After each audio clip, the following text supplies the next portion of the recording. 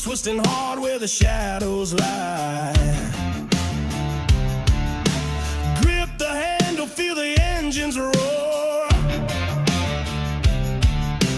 Freedom ain't a dream, it's the open door. Ride the storm, feel the thunder break. Cut the change and let the earth quake. Born to run, born to never fold. Heart of fire, soul of untamed gold.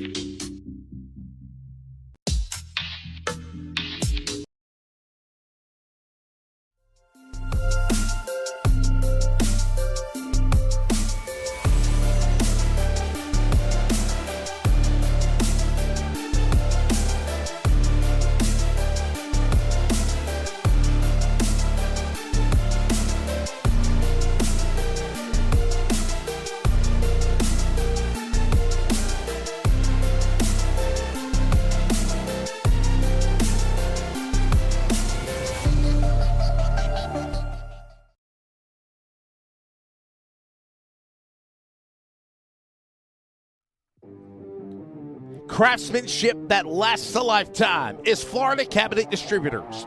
With over 20 years in business and 39 years of woodmaking experience, they proudly serve Northeast Florida to Southeast Georgia, delivering custom woodwork that combines precision, beauty, and durability. Whether you're dreaming of a custom kitchen, bathroom vanity, fireplace and mantel, entertainment center, outdoor kitchen, or even a full library, we can build it at Florida Cabinet Distributors, exactly the way that you envision. Hey, no project is too big or too small. If it's made of wood, Florida Cabinet Distributors can make it. Call or text Steve today. Yes, they gave us his personal cell number, 904-874-3442. That's 904-874-3442 to book today. Florida Cabinet Distributors, craftsmanship that lasts a lifetime.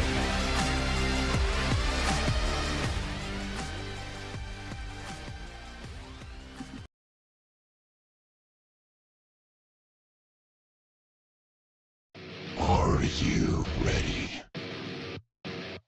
For Murf's Magical Creations, home to custom laser engraving and gifts. This veteran-owned and operated company engraves for all occasions. If you want one of Murf's magical creations, call the number on your screen or commission through either Instagram or via email. Murf's Magical Creations, made with love for you.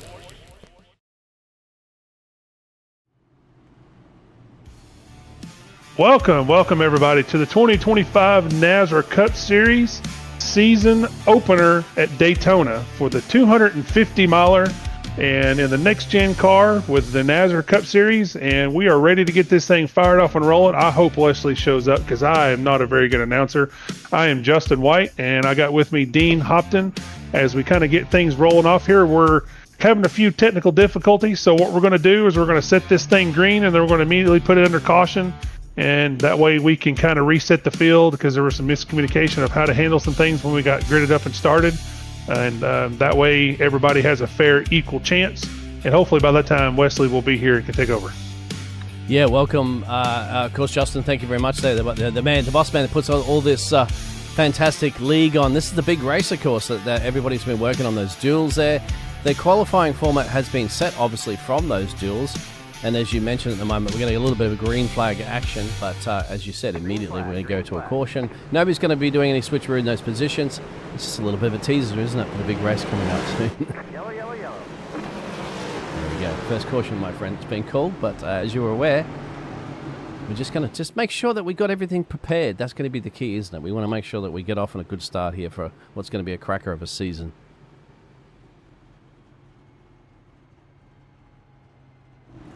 Sorry, Dean. I am trying to run race control at the same time, and this has kind of got me all over the place. So I'm going to let everybody know at the moment. So for the main race tonight, we're going to be going to stage 1. So we'll be going to lap 20. Will be a caution called at that. Stage 2, we'll go to lap 50, and of course we'll complete the 100 century mark here to complete the race. Total tyres, I'm not sure of the information currently at the moment on that one, but the fuel capacity will be at 60%, and of course will be in the next gen cars. There's Sean Garrett way out in front at the moment, waiting for the pace car actually to come to catch up at the moment. Stacked grid here. We have at least about 45 drivers preparing for this one. I know in the chat appreciate your patience on this one, and of course welcome to the big race, and there's a lot of drivers out there, friends and family members that you're going to be looking to support, and we do very much appreciate that. We're getting a little bit of information as well too. We get some weather information on top of that. Wesley's just running a little bit late. He should be here very, very soon. Justin's stepped in. Of course, he's doing race control as well, trying to manage all these 45 drivers. It's a bit of a tough ask, but and come and join me in the booth a little bit at the start there. But we'll quickly just go over our grid at this point. Sorry, say again, Dean. To let everybody know when you go over the grid currently at the moment on the field. Oh yeah. So we can go over the grid. We the grid's kind of gotten completely backwards because we had the grid set based off the duels, but we can't do that now because we have some guys that come out to start. Some of them missed pit road or missed the start of the green, so everything's all over the place. So we're just going to kind of roll with it. What you see on the screen is where everybody's at. That's not a problem, my friend. So Sean Gunnett will be on the pole position there with Randy Nichols there. With Brandon Broadfoot, Michael Larch will be up next to them there. Brenton. Yep. Then we got Brandon Trano, Tristan Bruce, Go ahead, my friend. Yep. Trevor Williams. The number 58, Jonathan Cofield. Starting off 9th is Jeff Mert, and rounding out your top 10 is Justin Clapper. And after Justin Clapper, we'll go to Matt Cherry there. Owen Siraj, I think it is. Frank Chavez, Kevin Haas there. Joshua Gorner, Dean Galliano, Matt Holmes there. Cody Knott, Ryan Johnson, Jackson Wade will be at your top 20, my friend. We've still got a lot of grid here. We do. 21st will be Adam Newton, Dwayne Whitby, 22nd, Andrew Olszewski will be 23rd, Josh Rodriguez, Anthony Burleson, Chase Albright, Brandon Schumann, Chase Leahy, Damian Neeson, and Brian Chu will round out your top 30. We got Brady. Then we got Anthony. Yeah, go ahead. You must continue with that one. Yep. So now we've got Anthony. I've got Anthony Harden, Buzzy Mongold, Roger Diebold, Bernie LeBouf, Dante Curtis, Raul Meza, Thomas Aaron, Joshua Seuss, Drew Ballesteros, and then round out the top 40 will be Kevin Edwards, then 41st through 43rd, Richard Jackson, Matt Hudgens, and Matt Garrett for your top 43. I do not see anybody outside the 43rd. That's correct, my friend. Thank you very much for that. Sorry if it's kind of rushed. Just bear with us. I promise the better announcer will show up. I'm rusty. Haven't done this okay. a while, so just You're be not patient. an announcer, Justin. You run the league. No. It's perfectly fine, my friend. It's perfectly fine. And I'm not the best announcer out there at the moment. I don't mind filling in, of course, and helping out. But, it's a lead by example, of course, and Wesley's the man that's there. So we're going to run through a caution at the moment. The caution is not caused by any actual, if you just tuned in, of course, there's no incidents on track. It's just a delayed start. It's kind of like the weather's creeping over here in Daytona at the moment in real world, isn't it? They don't want to start on wet conditions, but it's a beautiful day to go racing, you'd have to say. That's the weather conditions currently at the moment. It is 113. Yes, it is. Actually, a bit warm, beautiful. You'd have to say, my friend. 113? Yes.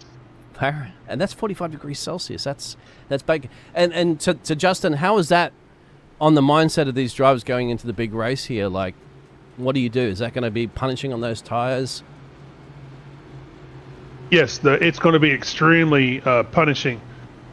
We are going to have track temps at 113 degrees, so it's going to be hot. It's going to be slick.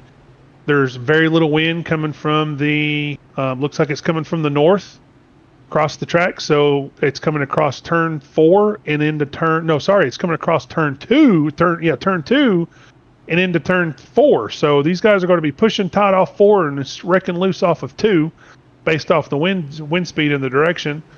But these tires are going to get hot, so they're going to have to preserve the tires. And typically on iRacing, we see the left sides of the super speedway take the biggest punishment on these next gen cars.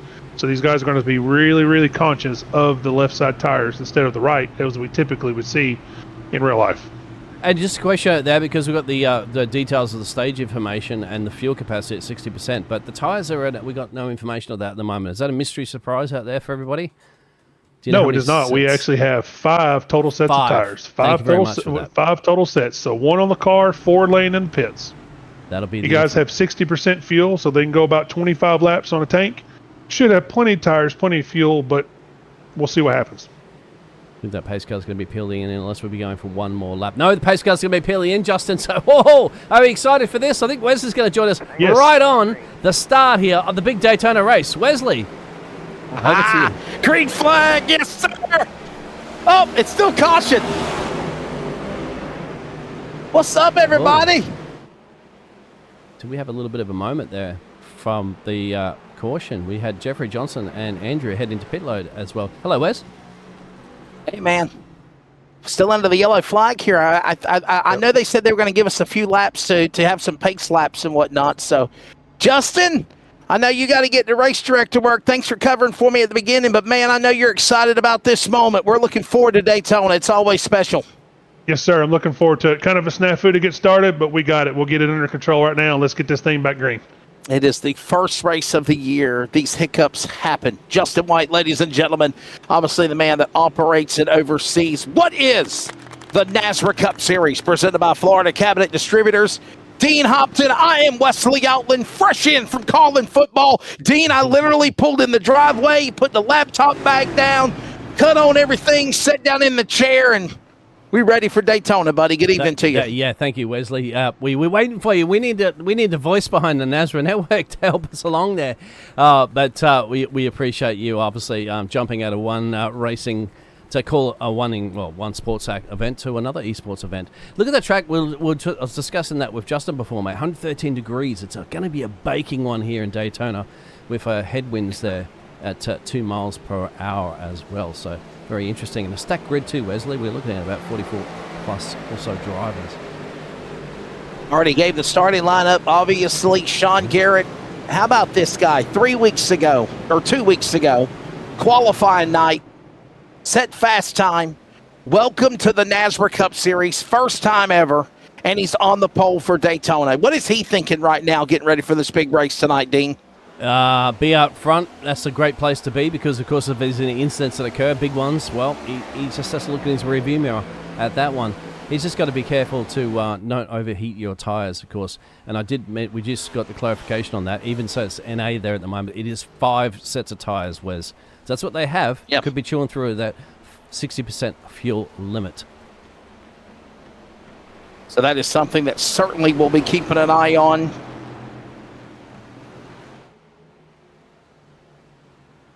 Obviously, Garrett and Nichols on the front row. Remember, the front row was determined by qualifying a couple of weeks ago, and then there were the duels last week, and there's the defending champion right there. Jeff Murk, Brandon Broadfoot, Chico. He was the Chico Razor Ramon of NASRA. We got 2 Razor Ramones of NASRA. We got both from Chico, California, Ramez and Brandon Broadfoot. But that was the dual winner, if you remember. Michael Larch and Brandon Broadfoot were your dual winners. And there's some other onboard cameras. Ryan Johnson. Always the familiar VR headset. Joshua Suss better catch up to Joshua Suss. Yeah. The Copper from Kansas. Buzzy, of course, with his Nordschleife in the background, as usual. We do have a few other cams, so apologies we didn't quite get them happening on time there, Wesley, because we're a little bit delayed technically. But we'll promise these drivers that we will get those cameras all hooked up for them as we progress through the season here. And again, Daytona is where we are. For those that are joining us on the Community Radio Network as well, we welcome you to our coverage. Dean Hopton, I'm Wesley Outland, fresh in from football, and now we have coverage of Daytona. You saw the stage information, 25, 25, and 50. That is 25 or 20 laps. I'm sorry, 20 laps. Then we go to Glass Mechanic Stage 2. That'll take us to halfway. Then the 50-lap sprint to the finish. Unlimited attempts at overtime, 5 sets of tires, 60% fuel capacity. They're occupying the next-gen car. Ladies and gentlemen, Garrett Nichols, front row, Season 2, NASRA Cup Series. It's time to bring the action at the virtual world center of racing. What'll be interesting as well, too, Wesley, is going to be shuffling for position early, is that because we are down a couple of laps for our first stage break, we've only got 14 to go now. It's hurry up time. No, I think it reset. Is this the original start? Yes, sir. So it'll reset? No, sir. It's not going to reset? Really? I believe we're already counting those laps down. Would. We're counting those laps down. 7 at the moment down. Wow. Okay. Wow. I thought normally when they reset it after running under caution laps, pace laps, it'll reset. So you, Mark, I'm sorry, Dean, take into consideration, that if they are counting those caution laps for the starts, it was kind of like green, yellow. Now we're at full speed. How much fuel got used, and how did it throw off the balance of your fuel run, if you will? Well, that's what we're going to love, actually. It's just it's equal. It's even Stevens for everybody about that situation, isn't it? So it's up to the drivers, and these are well-experienced drivers, to be able to calculate and start crunching a different scenario on how they plan this race out. So all it is basically similar situations, as I was saying before to Justin. Like, just imagine a little bit of a weather delay to a real race. That's how you got to pan out the situation. Right. 3-wide action here. Wesley back in the middle here. T. Bruce, Brandon Broadfoot. Holding it together, no doubt, as well, as they work their way down in the tri-oval. 4.023 kilometers, 2.5 miles, 31 degrees of banking here at the World Center of Racing as they work back into that banking into turn 1 and 2. There's Michael Larch, currently in first, dual 1 winner last week. As Air Force One's coming in to land behind Daytona Airport, they thunder down the back straightaway. Crucial in these baking conditions here at Daytona as well, too, is to get a handle of these cars. They're up to full speed, no doubt. 12 to go in stage 1. 2 abreast. Let's see if that high line's going to get going at the moment, Wesley. How are they feeling up there? Sticky conditions for those tires when they're baking. Talked about the weather conditions as well, man. I mean, it's 81 degrees sim temp. It's 113 degrees track temp. That's your track temperature, by the way. Yeah, got it. Clear conditions. Sun is out, beaming on the racetrack. It's in the afternoon as they work down on the back straightaway. Oh, who's going up the third line at the moment there, Wesley? That's bold and brave, but why not give it a go? If you can get anybody to back you? No, unfortunately. No sail up on the high side. Just getting started here at Daytona. We need to pause quickly for station identification. If you're listening on the Community Radio Network, stay with us. This is the Community Radio Network, WCRN, 87.9 FM, Clayton, Connor, Smithfield, North Carolina. Proud to be in the USA. We are CRN. From football to iracing now, Daytona and the NASRA Cup Series presented by Florida Cabinet Distributors, the Season 2 lid lifter points race. Tristan Bruce now leads the way on the back straightaway, Dean, as they thunder into 3. Yeah, T. Bruce, Michael Larch there, Cofield's up there, Sean's up there, Brandon Broadfoot, and Matt Cherry, the double B, of course, and then a Branton. So, I'll tell you one thing, I got to look at this one. I didn't realize this, but the 93 right here of Thomas, he's up 36 places, Wesley. Welcome to Daytona for the 93. What a job for that man right there in Daytona, the 93, as you just mentioned. Boy, he is getting it. It's just like zip by half the field. It says, okay, I caught you all napping. But, oh, first caution. We got trouble. That's a pretty big one, Caution too, out, big trouble. Wow, the 003, Burleson's caught up in it. Jeff Murf, the defending series champion, has got a piece of it as well. Frank Chavez, Kevin Haas, Dwayne Whitley, Fuzzy Mongold, all involved. Caution out for the second time tonight. So there must have been a caution at the start of the race. I think they were coming to the green, and then they called a caution to hold off the start due to technical issues. And then we have a second yellow flag of the race. So now I understand the point of not counting laps or counting laps under caution. So they threw a caution as soon as the green flag fell. Let's take a look at a replay here. Oh boy, the 34 into the back end of Jeff Burke into the corner. Wow. And so many cars caught up in it. This is why you don't want to be at the back of the field in the big race, my friend Wesley, because of that carnage that happens. Really nowhere you can go. That's involved some big names too. We've got at least about 6 or 7 of these drivers that are involved. And, of course, right there, that's Mr. Jeff Murf, of course.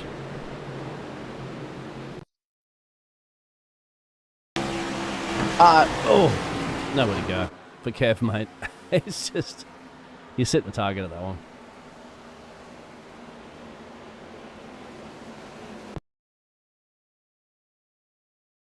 Wesley?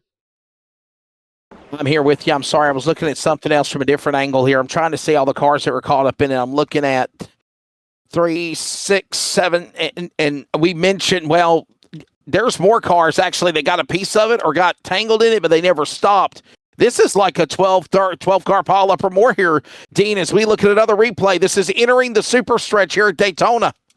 Yeah, nowhere to go. Even on the inside apron, down below the double yellow line says you're going to have to go off into the kitty litter, my friend, if you really want to try to avoid that situation. But look at this. Scene of the crime, a lot of these drivers are arriving. But you'd have to go back and say... The 5 got caught up in it, 003, Kevin Haas. Was it around... Andrew Alzuski, I think, got a piece of it also. Wow. You may have to say it started around the 60 here. 34 and Oh, no, 60. hands down it did. The 34, the 34 hit Merck. Hit him in the back. Nowhere. That's Chase Lay, by the way. Yep. Wow. Boy, Jeff Merck. Oh, boy. Give half these drivers will come down a pit road, Wes. So about half the field elect to come down. You can see on the timing tower there. And about the other 23 or so drivers, for the first 23 drivers did not go down. Actually, a couple of them did, my apologies. But that's the situation currently after our first official caution. Of course, the first caution itself was called off due to a delayed race start. I was trying to find Jeff Merck to bring him in the booth to chat with him, but he's nowhere to be found. And I got a feeling I probably am lucky that he's not. I don't know if I'd want to. I don't know if I'd want to talk to him right now, right? Yeah. Jeff Merck, there he is, the weapon. I don't know why they call him the weapon. He calls himself the weapon. Let's bring him in and chat with him. Bring him back on camera. Yes, Jeff Merck, it's Wesley in the broadcast booth. This is not the way the defending champion wants to start the season, is it, boss? No. Just riding around mid-pack. Big checkup in front of me and got run over from behind. I'm not sure who it was, but it is what it is. Lane. Yep. It is what it is. I got 2 minutes of damage. I'll get as much of it fixed as I can, get back out there and see what happens. How damaged is your car? How long are you going to be out for? Did you say what? Still have a chance to win this thing or what? Oh, yeah. Yeah, there's still going to be plenty of cautions to come. As long as people keep their head on straight, we'll be all right. Jeff, real quick there. Right. How is the extreme hot conditions here in Daytona? I mean, you're from Florida. You're probably used to that, but how is it feeling driving it so far? It's a 112-degree track temp. It's not that bad. I got a fan here and an air conditioner over there, so I'm good to go. Crack a window, mate. You'll be right. Put your head out the window. Yeah, I got one right here beside me on the left. Got a big net in it. I mean, in the chat box, why are we calling you the weapon now? Why are you calling yourself the weapon? What's this deal? Oh yeah, that's a nickname given to me by Trip Bruce. Brucey's dad gave that nickname to me, so the weapon. I like the way it sounded, so we're going with the weapon. And There you speaking go. of which, you know that your top T. Bruce is in the lead of this race at the moment there, but he's not your teammate this season. Is that correct? No, he's not my teammate this season. I'm over here at Garrett Motorsports, and he's off running with High Limit, I think it is. It's okay. Once Texas comes around, I can still wreck him. Thank you, Jeff. Thank you, Jeff. I appreciate that. Oh, man. GMS Motorsport, by the way, that is the defending, reigning, first ever champion. That's the weapon. I guess that's what he wants to be called now. The weapon of Jeff Burke. Well, he gets his elbows out, mate. When you get Doran with Jeff, you know, he's not afraid to start trading paints, mate. That's for sure. But that's what drivers do, isn't it? The best drivers in the world are the ones that aren't afraid to exchange Christmas cards. Well, we're not too far from Christmas, actually, but there you go. T. Bruce in the lead, Michael Larch. And all I got to say is, bah humbug. Yeah, keep an eye on I'm Brandon not going to Broadfoot's lie doing to a you. solid I am job not too, a mate. Christmas person. I don't want to say this in the bad way, make anybody mad at me. I'm sorry. But I'm just not a Christmas person because I think that, Oh. no, hear me out. It's not about gifts and candy and what you didn't get and what I should have gotten, everything else. It's the different meaning for me about Christmas. And I think it's so overrated, so publicized. I mean, it's horrible. Coming back to green. One main financial restart zone. We're back to it again here at the Virtual World Center of Racing. We, by the way, have 5 laps to go in stage number 1. And Jeff Merck, by the way, for GMS, Dean, just came roaring off of the pit lane. Yeah, he's come back out, of course. He knows that there's a long race, so yeah, and a long time to get there. Not a short time to get there, but a long time to get there. He won't be getting up the front at the moment to get some stage points, but at the moment, you know, it's about finishing the race, more importantly. T. Bruce at the moment is looking close to getting those stage points, but don't hold out that second line that's starting to form up there. You know what happens, Wesley, when you get closer and closer to the end of a stage break or the end of a race victory. You throw it all out there. Throw it all the way. And by the way, in less than 10 miles from now, we will have another caution, another Surf Pro caution to slow the field. You're on board with Justin Clapper, the Mania Club, Champions of Hope Foundation entry, down on the inside. He's in third, along with Broadfoot. And the smart thing to do, Dean, right now is just stay in line, be patient, stay to the inside.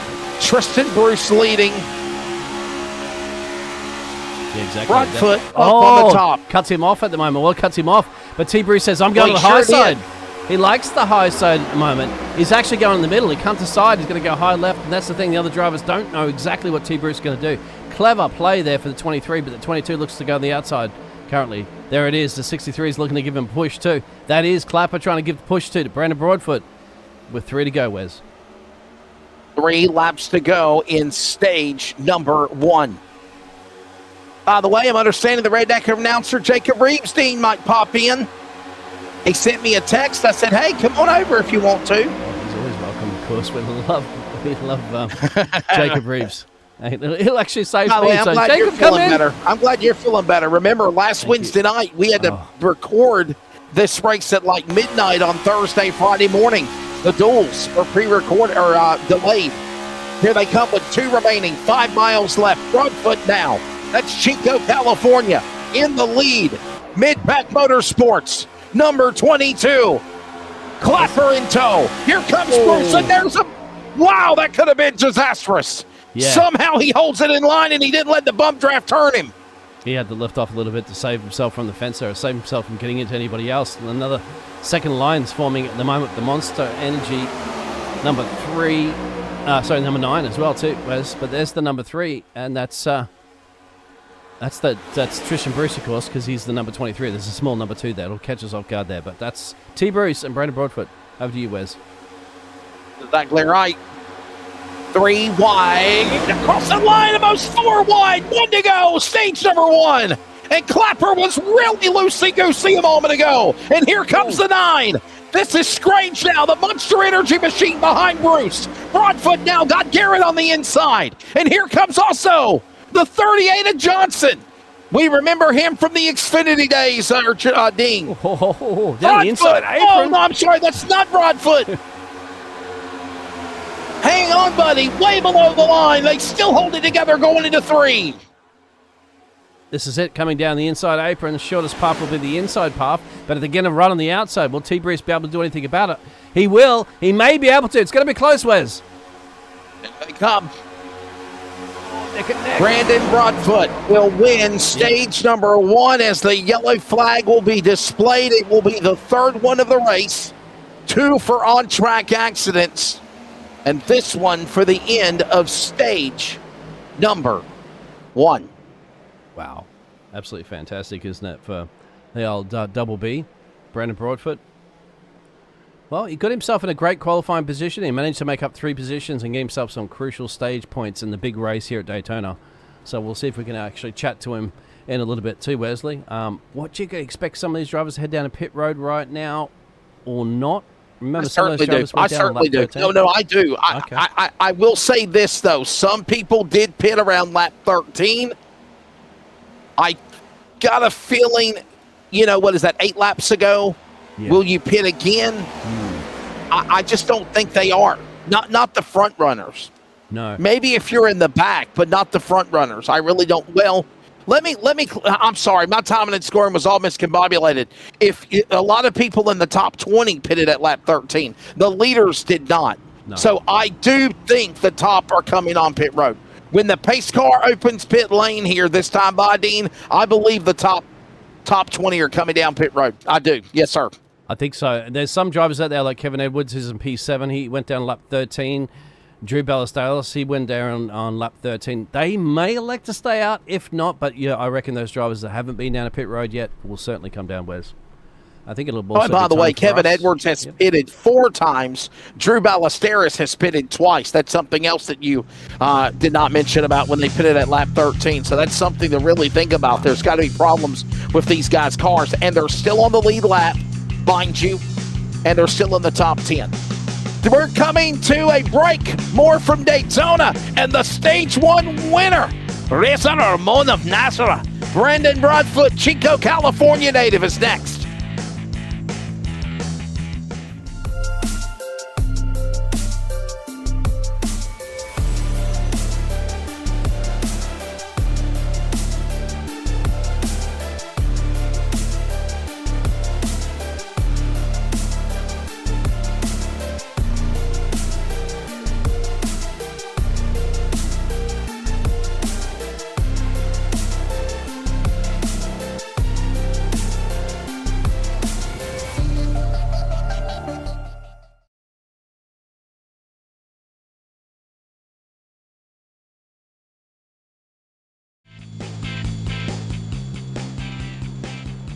Drivers on pit road, pit stops underway, and as I mentioned, everybody in the top 20 that did not pit, with the exception of Edwards and Ballesteros, do come down to the pit lane here at the end of stage number 1. Welcome back to Daytona. The Florida Cabinet Distributors 250 at Daytona. Dean Hopton, Wesley Outland. I'm understanding the Redneck announcer, Jacob Reeves, should be joining us very soon, and we've got one of the Racer Ramons of NASRA, my buddy Chico, California, Brandon Broadfoot. Brandon, congratulations are in order from winning the duel last Friday night at midnight. You weren't on the box, but I mean, I couldn't talk to you in real time, but congratulations. And boy, starting off now with a duel stage 1 win. Yeah, it was fun. It was a little chaotic at the start of the race, but that's all right. We got it all cleaned up, and hey, battled Tristan again there for the stage. So he's a good racer, but I couldn't have done it without my teammates behind me. Justin kind of almost blew up, so he had to let out. So I was kind of having to ride with whoever was behind me, and that was Sean. So it was nice that he pushed me there. Brandon, what's the key to put this NASRA Cup Series number 22 entry for Mid-Pack Motorsports in Victory Lane? What would it mean to you to win at Daytona for NASRA? Yeah, rely on friends. if you don't have any, you better make some. Just keep the nose clean. Stay out of the big wrecks. You know there's going to be some big ones possibly in this. That's always in super speedway races, but just I love doing these type of races. So yeah, just be there at the end and try to go get another one here. Dean, you got anything for Broadfoot? No, just keep what you're doing, actually, mate. Yeah, I think you got it under control. I like the way you're looking relaxed on the camera there. You just got that little lean in there. You're the opposite of Jeff Murf when it comes to expressions when you're driving, mate. Cool, calm. Does your beard ever itch, man? Like, do you ever get like a tick and start grabbing your beard and lose control of the steering wheel? I do that, and then I have to go reach something else to drink, and it's kind of and I gotta have a mint. So Jeff does the gum, I do the mints. So if I have that, then I'm good. But it looks like we're gonna be starting here with Tristan on top. So hopefully we can get up there and lead some more laps. Go get him. Thanks for your time, Brandon. Thank you guys. Appreciate it, and enjoy the rest of the race here. Thank you. There you go. Buzzy Mongold, pretty frustrated. He says 3 weeks of preparation and it's over before it started. Yeah. Joshua Suss, like there's his mindset. Let's put Cop Shop. Our buddy back in. Yeah, let's put our buddy Brandon Broadfoot back in the Mid-Pack Motorsports box. That was an interesting. Yeah. We'll get. Wesley's going to put you back there, Brandon. It's interesting. It was a very good pit stop there from Joshua Suss to get himself 42 places up into the lead of this race. Actually, sorry, my apologies. He did not go down to pit road. Joshua Suss did go down on pit road on lap 13, but in that last round of pit stops that everybody did on lap 22, he elected to stay out. Man, that's that strategy. Yes, it is. I mean, yes, and think about it too. Think about this also too, Dean. They come to the green to start the race, and quickly a caution was thrown. So the first 7 laps of the race were held under caution. You really haven't used up any tire rubber buildup, much less fuel. So the strategy was different. Like I said, when they came down on the pit lane at lap 13, pace car in, back to the one main financial restart, United Rentals restart zone at Daytona, back to green. Yeah, we were kerfuffling the other day on our broadcast. They're actually saying what it is these days because we don't know. I'm just so used to Geico. But that's what it is. It's not actually listed as that on all the tracks too. Yeah, on iRacing, Wesley, but it is here at Daytona, There's one main financial. There's Echo Park. There's Toyota Restart Zone. There is also the United Rentals. Oh, they've split it all up, so it's just more confusing. Yeah. Okay. It's all about money, brother. Yes, what it is. All about the money. All about the money. All about the Benjamins. All right. Well, we're all about the entertainment here on the NASRA Cup Series, and we're in Stage 2, presented by the Glass Mechanic. There, Wes. Yeah, there's United Rentals, there's One Main Financial, there is Toyota, and there's Echo Park Automotive. Restart zones now, so take your pick. Yeah, now, Bruce in the lead, down to the inside. He's got Broadfoot right there. Who else is here? And how about Ryan Johnson, the VR man? Yeah, don't tell him there's a big spider crawling up his shoulder. I swear, every time you're in VR. In fact, I had a big spider crawling across my screen earlier today there, Wesley. Scared the living beep out of me. So I know that we're in spring in Australia, of course, when all the spiders come out. But the tiny horse is coming out, my friend, up at a P2 on the outside lane. Did you talk about the big spiders, like boy, I've heard about big spiders in Australia, so I don't know, was this when you're able to kill, or was you burning the house down like the disaster girl? It's called a big huntsman spider. They're not really venomous that much. They're just scared to scare you because they're about the size of your hand. That's all. No. But they're if pretty I saw harmless. that, I'd be like, if there was a big hand spider in the U.S. of A., I don't know, Jacob, what would you do? Would you get a shovel and tear it apart, or what? We have Jacob. What's up? I'd shoot the damn thing. That's what I do. I get my gun out and just shoot it. That's what I would do. Ladies and gentlemen, show your love to the redneck announcer, Jacob Reeves. You got to join me in the booth tonight. Have we What's got up, beef, brother? Jacob? I got beef with the fact that you're not doing this all the time, but I know you're busy, man, because, we miss you, Jacob. We love you. Yeah, buddy, I'm happy to come up here a little bit. Our broadcast that we had it at Watkins Glen, so it kind of ended a little bit early because we didn't have any cautions, didn't have any big old wrecks or nothing like that. So worked out pretty good. I was able to slide in here and call this last 70 laps. Heck, we still got a long way to go in this bad boy, don't we, Wes? We do, buddy. Yes, sir. We're just getting started. We had a delayed on the start, and then we had a caution, I think, waiting for my arrival. No. There was a technical issue. There was a technical issue they had to fix. And so when I showed up, it was like lap 13, and I didn't realize, or lap 7, I'm sorry, it was lap 7. I didn't realize that they had ran under caution green. But anyhow, look at Johnson in the lead. There's the Toyota. Number 38 at the top spot. Behind him is Edwards. Bruce Broadfoot, stage 1 winner, Larch. Dual winner last week, all in the top 5 as they work the back straightaway, Jacob.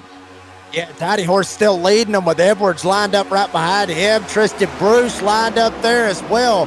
Brandon Broadfoot, you talked about him. Good run for him so far up here at that number 22. But outside lane starting to form up there on the top side. Now it looked like they was going to go 3 wide there for just a split second, but only 5 of them up top. More help down on the bottom side, Wes Allen. These guys up here on the top side going to have to get some more friends if they want to try to make a way or try to make some hayway to try to get up there to Tiny Horse. Friends, you got to have them. Friends, you got to need them. And yes, you're exactly right. As Edwards looking high, looking low. That's Kevin Edwards, by the way, who already pitted 4 times in the first stage of the race. And right now, working his way, Dean, back up to second. What a run for him in the 7. He's happy to sit there behind the Tiny Horses. They've got a little bit of a gap back to T. Bruce and Brandon Broadfoot. So he's not electing to just go out there in front at the moment. He's happy to tuck in behind. Different strategy, of course, for the old KE, Kevin Edwards. By the way, this is Glass Mechanic stage number 2. Big thanks to Glass Mechanic for all of our NASRA coverage sponsoring stage 2. And right now, 30 of 100 laps, 70 to go, and about 20 remaining here in stage number 2 to halfway. Also in this race, says Dean, Michael Larch by his lonesome, but I stand corrected. He's got friends. Jackson Wade and more up on the outside with him. He's getting a big push as well, too. So let's see if they get their second line going. No third line going just yet, but all playing it safe, of course, because they realize there's a lot to go still in stage 2.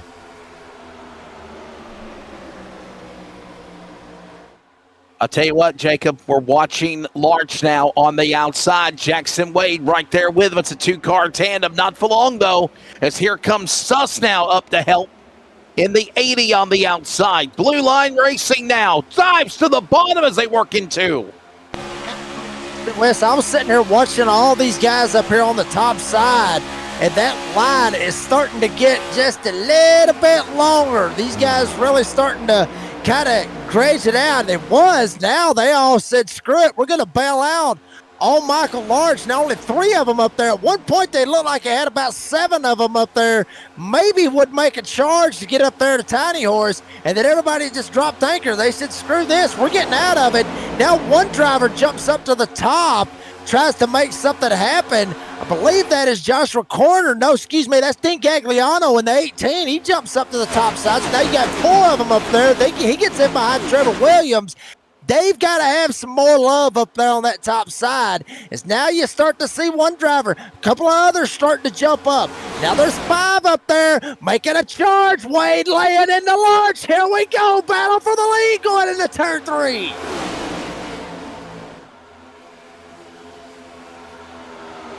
Boy, love the rumble, the thunder rumble. Oh, look out. Johnson pushed out a line. He's on the inside. He might be coming to pit road, or he's just trying to get back in momentum. He literally could have turned into the pack. What smart driving there by the number 38 of Ryan Johnson there. Man. He's still trying to save it. He's Jacob, absolutely got no speed. Wow. I'm telling you, Dean, Jacob, that could have been disastrous for the 38 car. Yeah, absolutely could have. I mean, you know, and I've talked about it before, Wes Outland, with these next gen cars, how they are with the steering box, steering pinions, and everything. It's not like it would be in a truck like you would see for the DSR Electric Truck Series, or you know, the concerns of Police Survivors Truck Series, or hell, even in the Blanchard's Toyota Xfinity Series. It's not steering ratios. These pinions, they are tight. I mean, it's about as tight as like driving a damn sprint car. That's how tight these steering boxes is. So when Johnson's getting sideways coming off of turn 4, he's trying to save that thing. You gotta be precise on where you put your wheel, how far you put it back to the right, the left, everything else, because he turns it a little bit too far to the right. That sucker's going straight back up into the pack, and then we're gonna have a big one. But what a save by Tidy Horse. Bad part is it goes all the way back to around the 26th spot back here with Cody Nod, and obviously Dante Curtis is. But other than that, he's still in it to win it, but he's got a long way to go to try to get back up there at the front. In it to win it, an understatement, because we have still got a long way to go. Obviously. There's Raul Meza, the other Chico, Razor Ramon. Look at this. We spoke to Razor Ramon 1 of Broadfoot, Razor Ramon 2 of NASRA, Raul Meza. And why do I call them that? Because they're both from Chico, California. They could actually go have lunch together. Well, not with Owen at the moment. A P9 for the Monster Energy. He's in the lead there. There's the Dean of Deans, my friend. The other Dean. They might not be friends, Dean. They might not be friends. I don't know. Justin's in here at the moment. Justin, you got any information here from Race Control? I mean, Jason might be tuning in there. Yep. I'm going to interject. These guys are going to have to pit, or they're going to have to save fuel aggressively to make it to the end of stage 2 here. They're either short or they have just enough. And they're going to have to risk it. And if you risk it, you're risking it for the biscuit. $20 on the line to the winner of stage 2. We already gave out $10 to the winner of stage 1 to Brandon Broadfoot, and I got 20 more to hand out to the winner of stage 2. Now there's stage money up for grabs this year, Jacob. You need to get out of the book to get in the car. Yeah, what happened on that? Damn, that wasn't last season. I guess everything just bumped up out of nowhere for season 2. But, I mean, certainly, I mean, you look right here, 45 drivers out here on the racetrack. I mean, that's certainly a lot of there's certainly a lot of people. Well, there's not 45 out there right now. There's a couple of them that's already out of this thing. But, I mean, what would you do for $20? Wesley, I mean, I know you've heard the old, the old meme, $20 is $20. Oh, I'm not going to do that. $20 is gas money. Being honest, $20 is gas money.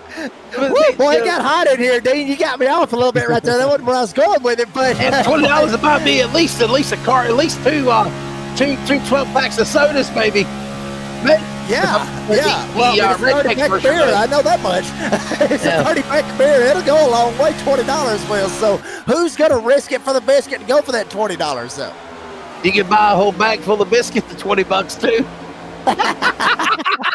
You can pay Jacob for gasoline miles to bring that moonshine over there from Georgia over here to Florida. Yeah. But anyway, there it is situation. So that's good to see that that Justin's had, feels like it's Oprah Winfrey go. You get $20, you get $10, this is a money league, isn't it? So, hey, you got to race it. Look at these two, my friend. 1 second and change down the road from Sean in P3.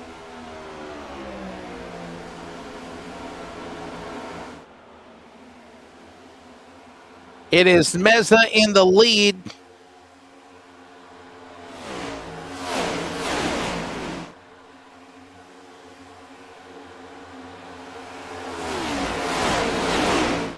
Well, Wesley, the thing about this, though, is if you look there for a second, wow, baby, come on, how about you? Last season's champ for season 1 of the NASRA Cup Series, Jeff Murf taking it all the way to the front. From the outhouse to the penthouse, he is gone with Joshua Rodriguez lined up right behind him, 60 and 60 in hot pursuit. They shot right around him, and, Wesley, I saw that coming right there. Murf Rodriguez, they had a lot of help right there behind them. Meza and Scrage, they got gone. I mean, they literally two-car tandem, and they checked out and they left. They were all by themselves. They wasn't attached. They wasn't shove it or nothing like that. So they got out to a hell of a lead. The bad part about it is everybody else coming with a full head of steam. They were sitting ducks 9 ways to Sunday. So Murf, Rodriguez, they saw that. The only thing is the guys that was helping them get up there, they hung them out to dry. Now that's going to make these other guys, Sean Garrett, Joshua Corner, those guys that helped Murf and Rodriguez get up there, they're going to be sitting there looking at it going, well, he hung us out to dry. They're going to remember that for later on in the race. And remember, Dean, a driver never forgets. Yes, sir. Well, we also had some drivers come in. Actually, Joshua Suss went down. Huck Willington and Anthony had all gone down pit road. So they said, you know what, not interested in stage 2, interested in track position for stage 3. That's what that indicates to me down the pit road. But I'm actually up in the booth with you guys, so yeah. Yeah, Dean is joining us up in the booth whenever he can. He's also multitasking. He's got a lot going on in his life. Yeah, fires and all kinds of Spiders. Spiders. Freaking spiders. I mean, all kinds of stuff with it. Man, I'm talking about spiders the size of your hand. Spiders the size of your hand in Australia. Oh, boy. Put me to bed, mama. That's all I can say. That's like a shotgun blast kind of deal right there, honestly. That's exactly what that is. You don't hit that with a fly swatter. You shoot that damn thing. That's exactly what you do. Gentlemen. They have traffic approaching pretty quickly. These drivers are going to be all left alone here at Daytona, which means that Jeff Murf has to navigate not just one, but there's a 77. There's a few other cars coming up the road too. So where are they going to go? Left, right? Don't go up and down. That's one thing I can guarantee you. One of those guys I think is Jeff Murf, isn't it? Man, what a tough break for the defending series champion. No, Murf's in the lead. My apologies. Wow, look at Murf back up in front again. I mean, this guy got caught up in an accident, a big wreck at lap 13. And look at him now, closing in on halfway. 8 to go in Glass Mechanic Stage 2, Dean. And the 60 is back up in the front spot. Oh, they're going to catch this traffic car on the inside here. Whoa. Oh, he'll get by him easily. Yeah, there you go. So that's going to give Rao an opportunity to perhaps get on the outside there, but nobody's backing him up there.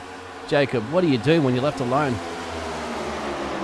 You pray at that point. I mean, literally, you just hold on and just kiss everybody goodbye. That's all you can do. When nobody's lined up behind you and everybody else lines up on the bottom or the top, I mean, they can go to the top and leave you hung out to dry down on the bottom side. All you can do is your fate is already sealed at that point. You just got to ride. You got to wait. Maybe there's a hole you can slide in somewhere, somehow. But you got to be careful when you try to slide into them holes. And, to be honest with you, I mean, a lot of these drivers can attest to this. I've raced in this series before. I've raced in NASRA before. I've raced all the, a bunch. These spotters on iRacing, I'm just going to be bluntly honest. They suck. They are terrible. They are not like what you would have for a real spotter, for someone like your buddy to come in here and spot for you. You try to get iRacing to spot for you, they'll clear you, and you may not be clear by about 3 feet. So they got to be careful when they try to jump in the line. If their spotter says to clear, some of these guys may be going to be double thinking about that just to be on the safe side of whether or not they're clear or not. And those camera angles that's from high camera. Above the that's just spotter cam, yep. It shows you exactly what the view looks like as they work their way back on the inside. And we got a caution out before the end of stage number 2, and we got trouble. Oh, my goodness, look out. Couple of cars, Roger Diebold and more getting into him. That is Roger Diebold, and the other car pulls away, but he got a piece of it. But, oh, what a tough break there. Caution out. This is the 4th Surf Pro caution of the race there. Brandon Schumann. Jacob, the other car, as we look at a Pulse Popper instant replay here. And unfortunate to see all of that happening right there. We'll see kind of what happens is you see right here riding with the 52, just driving through here. He tries to lock it down. Hell, there's smoke in front of him. Brandon Schumann up here locks it down. Whoa, good Lord have mercy. Slides down right there below the 79, trying to miss him. It's Anthony Burleson. They're already wrecking up the road. And you see right there, you talked about Roger Diebold right there in that instance as well. So, there was contact up the road. Might have been, might have been a 3-wide exchange. Here we go. We'll get a better look at it right here. See kind of what happens? You got the 19 lined up right there in the mix of this as Whoa. well. Yeah, just a little bobble, slide up a little bit. Maybe the air got into it just a little bit. That was Matt Cherry that actually slid up. Damn, hard hit right there for the 024. That's Damian Neeson. Slams up into the outside retaining wall. Roger Diebold right there, smack dab in the middle of it. He gets a piece of it as well. But Matt Cherry just slides up and gets slammed again. Wow. I mean, just hard impacts by some of these drivers. And, Wesley, you talked about it a second ago. Murf, he had damage earlier on lap 13. He's able to come back up here and win the race. These cars is not,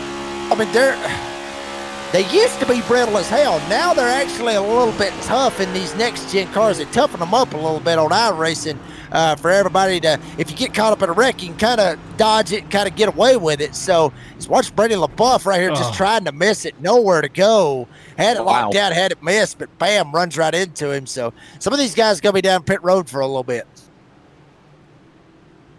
That's another instant replay presented by Pulse Poppers. By the way, remember, NASRA rules in all sanctioning bodies now. Whatever lap is lap number 50, Dean, that is the lap that the stage ends. This is not officially the calling of the stage. Remember, these guys taking advantage of pitting, they're going for the undercut, but also remember, the caution's coming out if they can keep going at lap number 50 before the restart. So we'll see what happens here. Some guys rolling the dice like Rodriguez, Nichols, and Trano. You're absolutely right, Wesley. The top, it seems to me at the moment, the top 6 drivers stayed out. They didn't go down to pit road. Ryan Johnson was the one that, he at least went down on lap 43, so he's going to be looking good. But does he have enough time? As you mentioned, there's only a couple of laps. That's actually, no, I'm all confused at the moment. Was that the stage break called? So no, I don't believe so. No. They go to the completed lap at lap 50. Lap 50 is the number when they say they're calling it. Remember, there was a discretion about that, Dean and Jacob, a while back. Remember, people were getting frustrated. They were like, well, call the stage on the stage. Whatever the number of the stage is, that's the number of the stage. And honestly, Jacob, that makes it very strategy-wise. Like I said, they could come to the one to go this time by, which I got a feeling they will. And they'll look at probably 2 laps remaining before we get to lap 50. Yeah, absolutely. If they get back green right here, which obviously, they will, and it'll be, let's see, they go back 48, they'll go back 49. So, hell, it's going to be a 2-lap dash to decide it. And Joshua Rodriguez, Jeff Murf, some of those guys, actually Jeff Murf decided, he said, screw it, I'm just going to go down and I'm going to get my tires and get my gas, can't blame him one bit for that. So, it's going to be about a 2-lap dash when they go back right here. And it's like I said a while ago, baby, $20 is $20. Some of these guys maybe want to try to race it out and try to get that money. But some of these other guys like Jeff Murf and those other ones that went down pit road, they're thinking long-term here for this, because those guys that went down pitted, they're going to flip it. And then when that stage ends, they're going to stay out, and then they're going to be back up at the front. No, you're right. And I'm going to tell you, you think about guys like Murf and Meza and Scrage and Garrett, the pole sitter, Dean, they're going to stay on the racetrack. They're not going to come down to the pit lane at the end of Glass Mechanics Stage 2. Well, why not? This is all strategy here. Yeah, it's money too. You're going to get yourself a better coin in your pocket there. Why risk it for the, Josh Rodriguez in the lead of this one says, if I get in a pit road, I got no shot at getting that cash that's available by winning stage 2, presented by the Glass Mechanics. So $20 is $20. He's got it. $20 can change somebody's life, right, Dean? Yeah, the other drivers are thinking of race wins, fair enough. But at the same time, if you're in that position, get yourself a stage win. You never know what's going to happen. Yep, and the winner gets $20. Now that it's sponsored by Glass Mechanic, but the sponsor of the money is Garrett Motorsports, the 3 and the 8 and the 60. Those guys are the one that put it on stage 2. Thank you. Oh, so it's not Glass Mechanic. So it's Glass Mechanic stage 2, but Garrett Motorsports is putting up the bonus money. You are correct, and yours truly put up the bonus money for stage 1. It's like I've got the virtual God in our ear out of nowhere, Jacob and Dean. It's like, Wesley, this is the way it's going down. Thank you, Justin. Appreciate it, man. Yes, Two to sir. go when we come back to the United Rentals restart zone. Jacob, I think it's about to get wild here in a minute, buddy. What do you think? Good in the neighborhood? Yeah. It's gonna get crazy. I mean, especially right here at the end of these stages. I mean, not only are they handing out some money, but you're handing out for the stage points. Great season opener, baby. But you're trying to get all them stage points that you can get. Underway with 2 remaining. Garrett Motorsports putting up the money. Glass Mechanics stage 2 with 2 to go. Rodriguez on the jump. He'll carry Trano on the inside. Remember what happened to Trano in 14 in qualifying? Set quick time. Put out a blistering lap, but then he got busted by the NASRA police. He's now sitting in second. They work the back straightaway. Down the super stretch, Dean, heading your way to 3, coming to speed. Well, and me coming to speed big time at the moment there. 34 positions up for Josh Rodriguez. He wants to take this one. Those other drivers took the pit stop. Ryan Johnson back in P4. He may have some fresh boots or may have something there, but that's actually gasoline. Josh Rodriguez has track position. That is king here in Daytona, my friend, with Here they 1 come. to go. Final lap here of stage number 2. Garrett Motorsports, $20 on the line. Who will it be, Jacob? It's Rodriguez carrying Trano, Cofield and Company up the bank into 1 and 2. And Jonathan Cofield may end up getting a little bit of help right here from Jeff Merck. Jeff Merck slams right into the back door. Rodriguez thinks go high, thinks goes low, thinking all over the place. Everybody's shooting up there. Sean Garrett lined right up behind Jeff Merck. Rodriguez leads him into turn 3, but Cofield's got to run on the outside. What's that song say? Shoot your shot, coming in hot. Here comes Rodriguez. He's got Trano on the backside. Up top in the safer barrier is Cofield. Will he poke 3 wide? He will not. They make contact with his gliding. Crashing is Johnson and Moore. Caution is out. Brandon Trano over Rodriguez. No. Stage number Is it 2 Rodriguez? to Brandon Trano. Yeah, it's Brandon Trano for sure. Yeah, I thought that was on there. Sorry about the switcheroo on that, but it definitely was so close. At the end of that one, gentlemen, we'll go back and have a look at a slow motion replay because they're saying Trano, and I'm thinking Trano, and then I was thinking Rodriguez. It was too close to call. I want to say Brandon Trano got him for stage number 2. Watch this again. Look at this chaos behind the leaders, but look at the excitement as well. As Johnson with a push to Rodriguez. Trano, hold on a second. As you see the 9 get turned, I think Trano got Rodriguez at the line on the outside, Jacob. He did it. Got him. Trano got him. You know, from what I'm seeing off on my end, it was 3/1000ths of a second that he beat him at the line. So the 14 of Brandon Trano was able to get that stage 2, get those playoff points, get the stage points, get the $20. But all hell broke out behind him. I mean, Tiny Horse Rod Johnson, he is in a bad way, and he's already lighting up right there for the driver chat just for a stage win. Nice. He is not too happy about this one, Tiny Horse is. He gets slammed right here in that 38 right behind him. The 9 looked like he might have come down. 7 Edwards might have got it. Yeah, Edwards gets into the 9 of Scrage. Scrage comes up, gets Tiny Horse. Watch Tiny Horse. Bam! Slides up. Look at this. Up in the air and flips over on his led pirouetting down the front stretch. Tiny Horse is out of this bad boy. I lose my top. Please don't let it go to your head. My goodness. Ryan Johnson up in the air, and when it's said and done, Brandon Trano locking up stage number 2. Dean, let's see it again, man. What an awesome angle. This is on board with Ryan Johnson. Yeah, put your small children to bed there. This is going to be a bit of a coaster. Whoa! Oh!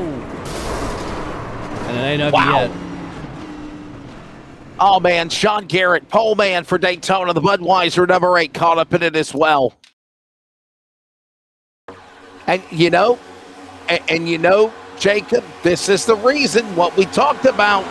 This is why they want to finish on the advertised lap.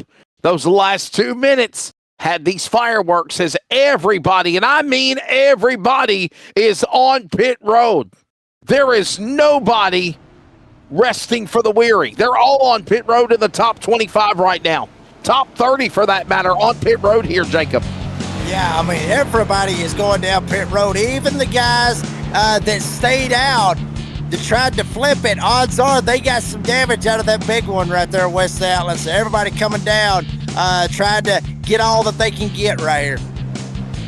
We're taking a break. When we come back, we have got Trano, Stage 2 winner, Brandon Trano, around the corner next from Daytona.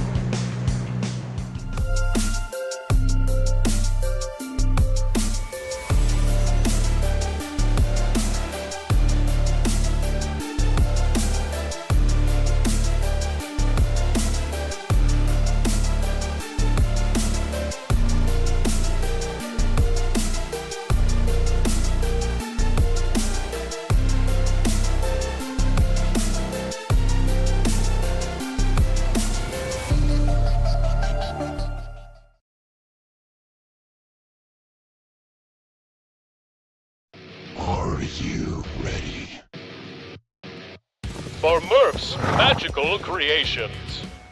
Home to custom laser engraving and gifts. This veteran-owned and operated company engraves for all occasions. If you want one of Murf's magical creations, call the number on your screen or commission through either Instagram or via email. Murf's Magical Creations, made with love for you.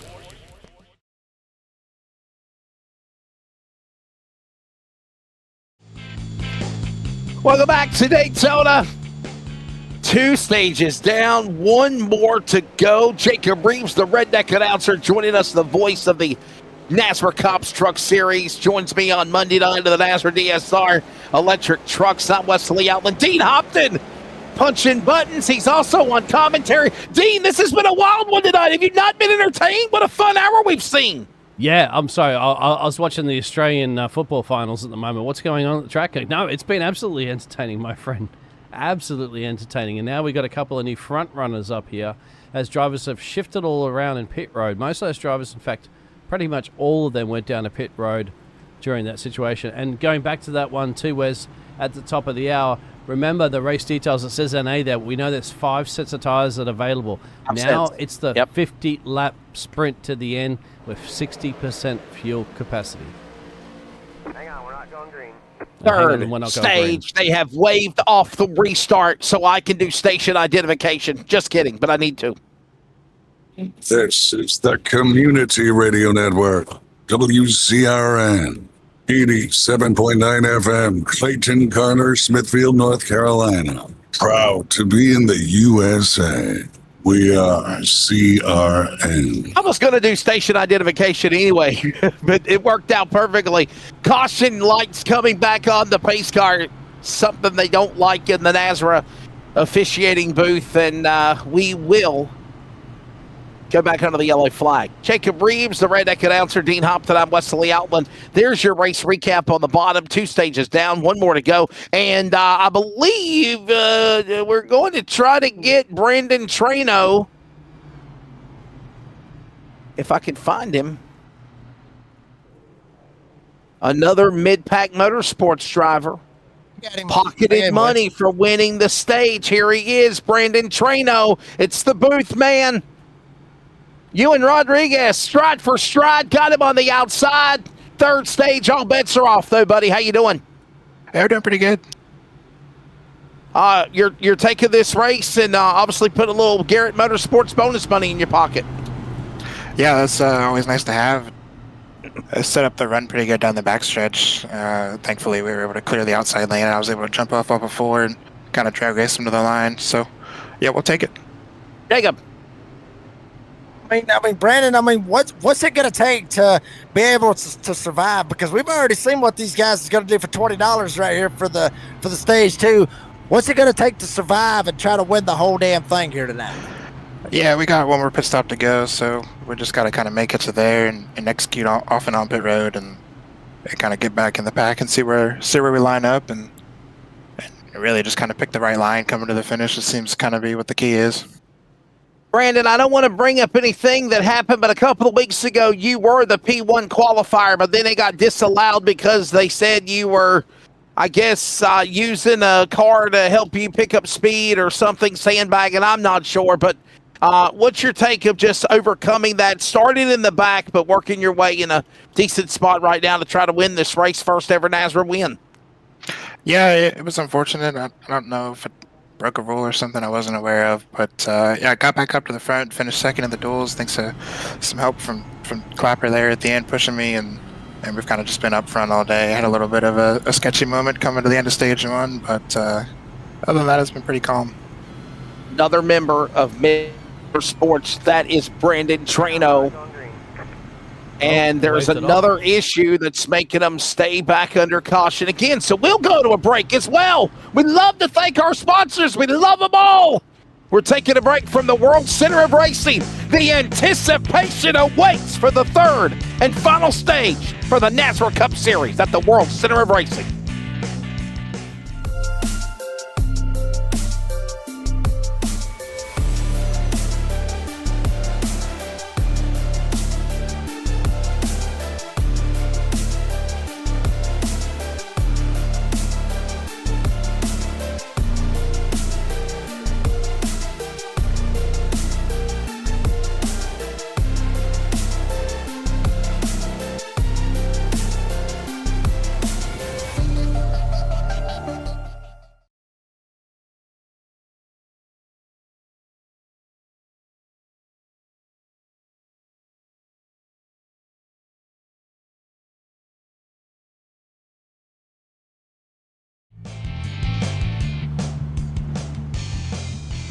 So they're still trying to sort out, oh, well, they already went ahead and cut the caution lights off. And let's tell you about the King of Talladega. And it's coming back, of course. The people that brought you the NASRA 500, the Great American Sim Race, that will be coming back in January of 2026. The King of Talladega. Jacob, you're looking forward to this one, man. We're going to have fun from Sunday through Friday, October 12th through the 17th. Good one right there. Obviously, I mean, you know, everybody knows I love Talladega. I know you love Talladega as well. Dean probably didn't have a damn clue about Talladega until he actually got into. See, he don't even know where it's at. Alabama, baby. It's at Alabama. Roll Tide, obviously. But, you know, Cofield will probably be a little bit ticked, you know, when he hears that back. But aside the point, I mean, this is going to be good. I mean, this is going to be about the same as what we had for the NASRA 500 back in February for the first, you know, for the Great American Sim Race. Only thing different is that it's going to be a lot wilder. The track's going to be wider. It's bigger, and it's going to be a lot more chaotic as well. So I cannot wait to get that bad boy started. We're ready. Don't forget to like and subscribe. Let the bell let you know when we're live. United Rentals Restart Zone. Ladies and gentlemen, ready to settle it. Third final stage of the Florida Cabinet Distributors 250 in Daytona. It is on. 43 laps to go when they come back to the line as well. Clapper in the lead. He's on the inside. Up top is Bruce. Sorry about that, Jacob. As we put Brian Chew, there's the man we call the Holla Daddy. You call him the Holla Daddy. I call him Mr. Restrictor Plate. And how he loves these places, and he's showing it down the back straightaway. Like I was thinking about here, Brian Chew, he started 41st in the field. Way back there. There was 45 of them that took the green here tonight. He started 41st. Now he's up here when it matters most. Granted, we still got a long way to go, but a short time to get there. Now everybody from the top down to the bottom already starting to swap lanes. Everybody using that outside to leapfrog everybody on the inside. More help down in the center with Grandpappy has the moonshine from Grady. But everybody flip-flopping. Look who's at the front. 14, baby. Brandon Trano. He leads them here tonight at Daytona. Trano on the inside. He's a teammate with Justin Clapper, by the way, from Mid-Pack Motorsports. Both of them up in the top 5 right now in 1-4. Trano, Albright. What about the 49 of Chase Albright, Jacob? Normally, Bad luck for the 49. Not tonight here in Daytona. He is willing and dealing and on the outside looking good. He's in second spot now as they work back heading to turn 1. 31 degrees of banking. They climb into the corner. Yeah, I mean, Wes, actually, he started back there with Brian Chew. Chase Albright started 37th in the field. Now here he is up here in the second spot. Tristan Bruce up here in this mix as well. How about Thomas Aaron, 93 back there? He started 46. He started dead last in the field. He's up here inside the top 10, but action's starting to kick off up here at the front. A couple of guys starting to make some moves. How about ya? Holla Daddy, Brian Chew up to the top side, getting some help. Michael Larch back there right behind them as well. These guys starting to get a little bit racy right here, but we still got a long way to go. Cody Knott, VP with NASRA. He's up here making it happen as they put the block. Chase Albright to the outside. He'll go to the lead at Daytona. Oh, yeah. Oh, boy. I know you got to love this action there, Dean, as man, hold your breath, right? This is it. Yep, it's exactly right. Chase Albright in the lead of this one. Good to see some new names up the top of the timesheets here. At the top of the front here, in the final stage here. 10:50. We're 41 to go. Boys and girls, ladies and gentlemen, hold on tight. It's Daytona. Heading for an overhaul, if you will, here at the beaches of the World Center of Racing.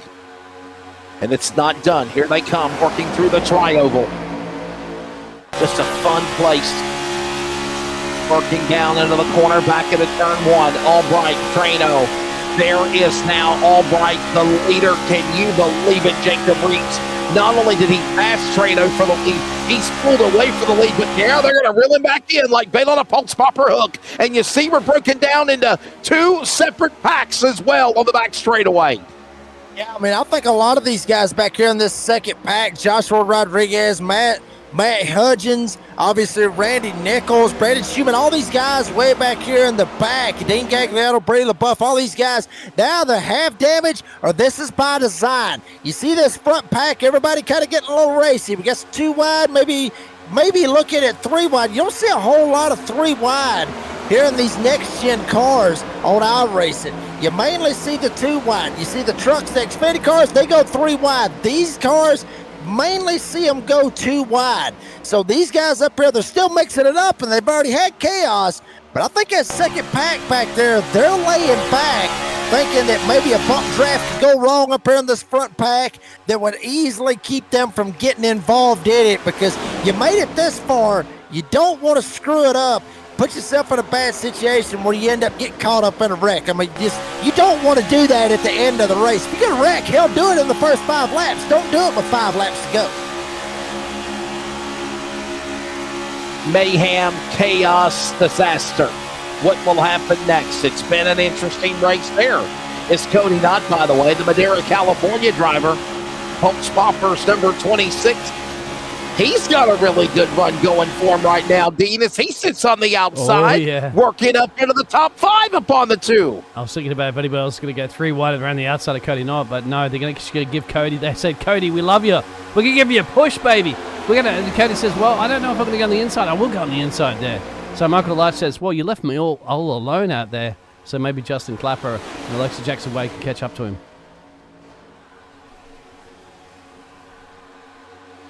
Like that song. He sure did. All by myself. All by myself. Yes, sir. Nonetheless. Look at Albright now. Open the door to Trano. And Trano wants to get that top spot back. There's the dual winner from last Thursday night or Wednesday night, Michael Larch. Oh. Broadfoot, by the way, 11 or a lap down in 34th as they work the back straightaway. Wesley, this is what I'm seeing out of everybody up here. Everybody will jump to the top side, and then they're basically, everybody's just leapfrogging. If you're going to pass, it's going to be on the outside. You ain't going to be able to make a pass on the inside. That's just how these next-gen cars are, and everybody knows it. But once they make a pass to the outside, unless you got somebody that will be committed to latching on to that back door and staying with you, as soon as they get clear on the inside, they're jumping straight down the bottom of the racetrack. So up top, you don't want to stay up there. I would think you would want to stay up there, at least in my opinion, because it does seem like that the top is faster. These guys getting these runs on the top side and shooting right by the guys up at the front and taking hold of the lead.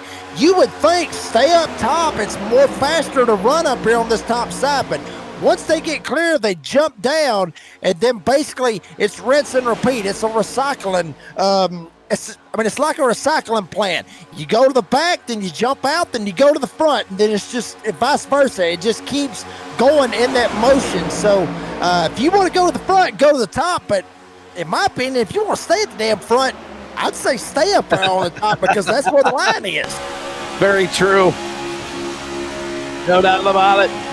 As Jeffrey Johnson, man, this guy has really come a long way. The buddy out of Columbus, Indiana, had a really solid. What did he have? A solid finish at Pocono the other night, Dean? Jacob in the DSR Truck Series could have won the race. Look at him now battling for the lead in third. Getting a push as well. Yeah, it looks like from Caulfield, but I can't remember back that far, Jacob. I mean Wesley. Sorry, I can't. That's about 30 races after. Go ahead. Well, I mean, last week, he finished third. He had a good shot to possibly come home with the win, but I think he just ran out of laps. Certainly Jeffrey Johnson Jr., ever since going over and teaming up with Jonathan Cofield and Lucas Lyons on the Monday Night Series, it has really shown that Triple J in that 33 has some speed, has some talent, as he may want to figure out a talent and trying to get the hell away from all this. Drew Ballesteros and these other guys up here getting very, very tight. Jackson Wade up here in this mix with Jonathan Cofield. Brendan Trado, stage 2 winner as well. All this moving around really would scare the hell out of me. If I'm up here smack dab in the middle of all this, I would be dropping anchor and going to the back because too much movement right here with these next-gen cars. Guys moving around, bump drafting. The bumps are going to get aggressive and everything else later on. I wouldn't want to be a part of all this moving around right here. There's the stage information. Third stage. This will take us to lap 100, by the way. If you're keeping up, we're in stage 3, 32 to go when they come to the line. Look at Larch, by the way, the number 1 up in the top spot. All this happening now. Hey, let us know in the audience what you're thinking of the race. So quiet, isn't it? Thank you so much.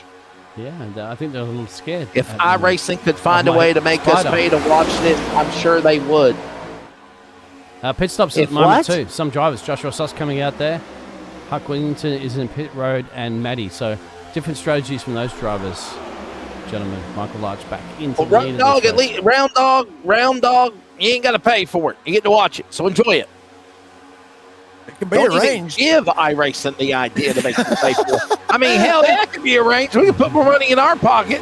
That's what I was getting at. NASRA 360 Racing Network. You got to be a subscriber to watch this content. Yeah, there you go. Hit that button, otherwise you can't watch it. I will end this stream right now if you don't hit the button. Dean is holding our audience hostage. Look at now Clapper with the help of Trino up the top 10. And Johnson now back to 10th. At one time up to the lead. He's now on the outside. Look at Clapper. And you got to have friends. You heard Broadfoot say this earlier. And this is exactly what the Mania Club team, mid-pack program of Broadfoot, of Clapper, of Trano are doing. You got to have friends. They're bump drafting, but they're helping each other stay in the front there. Jacob going to 3. When you come to these super speedways, it doesn't really matter what the car is. The next gen Xfinity, hell, it could be a Mazda Miata for all we know.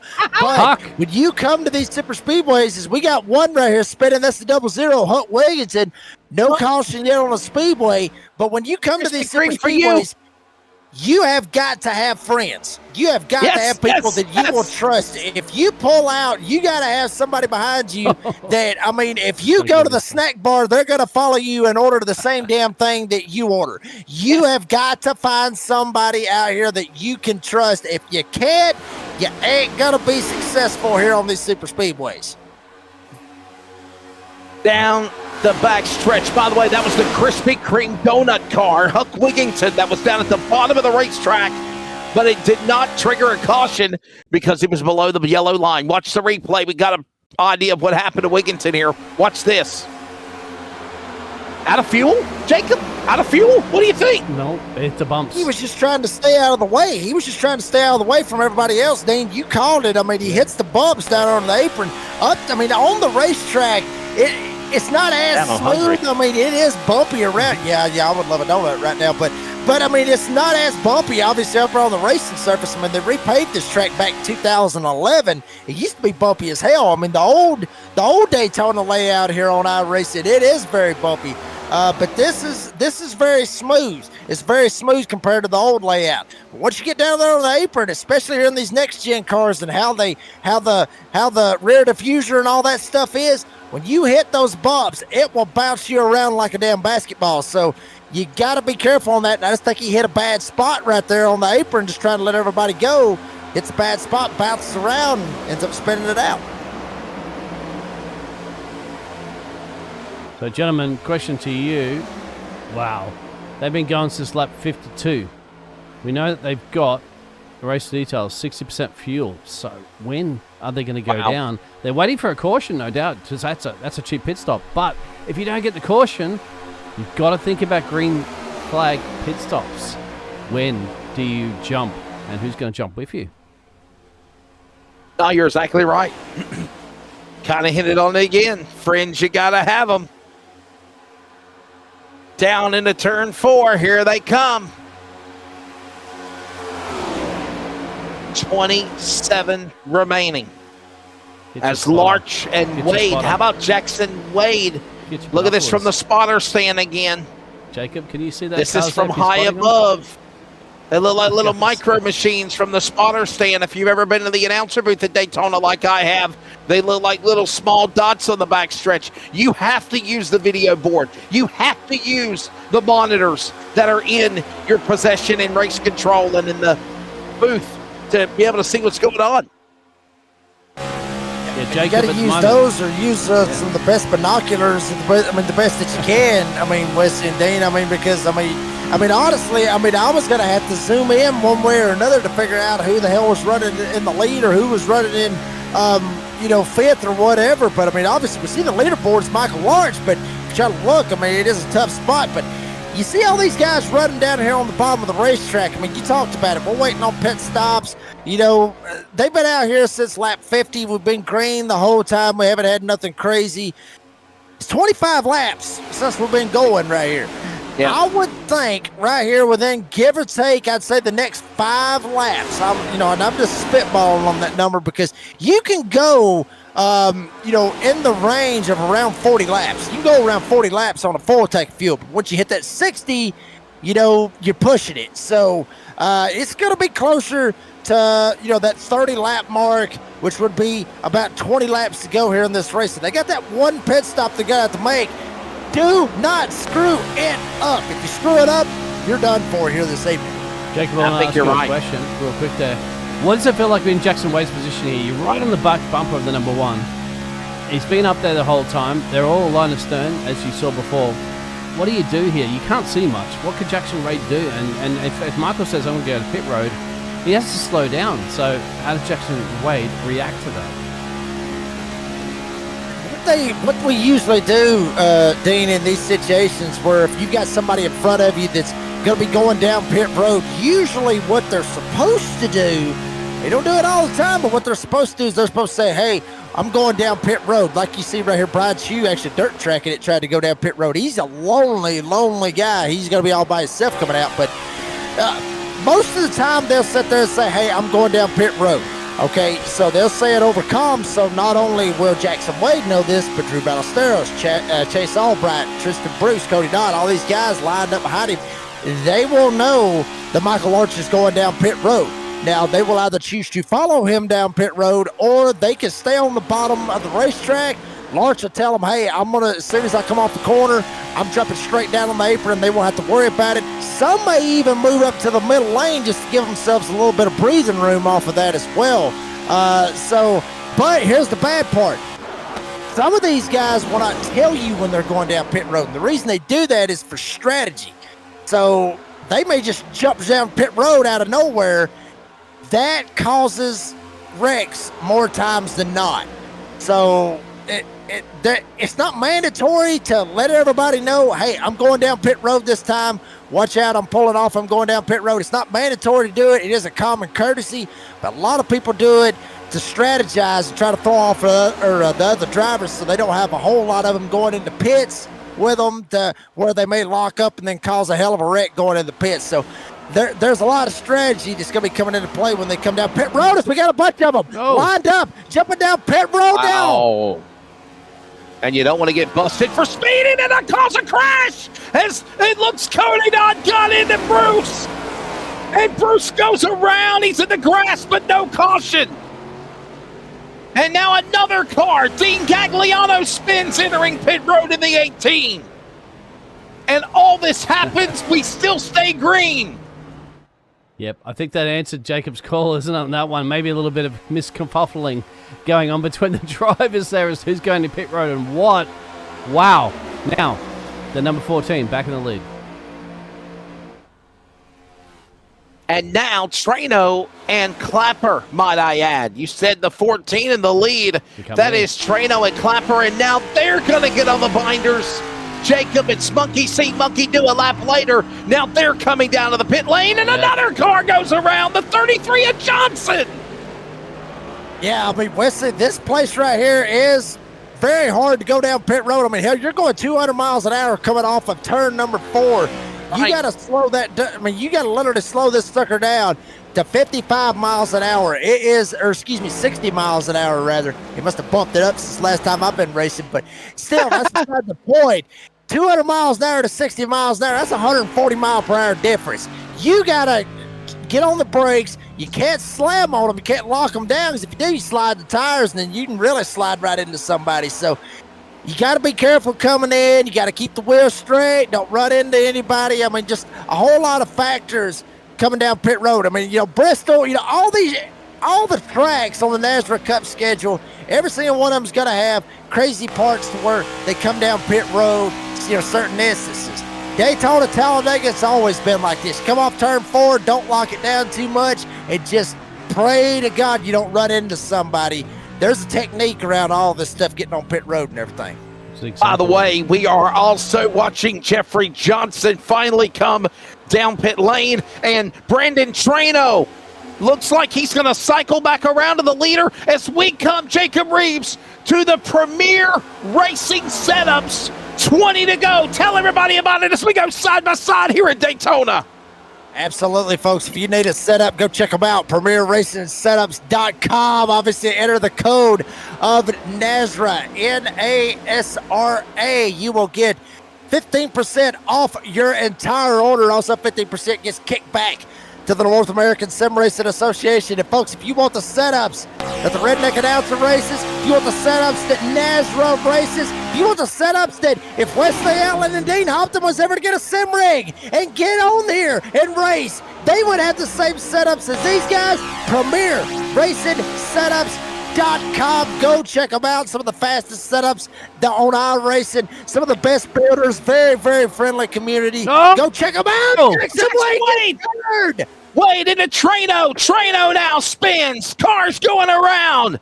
Joshua Suss also in trouble.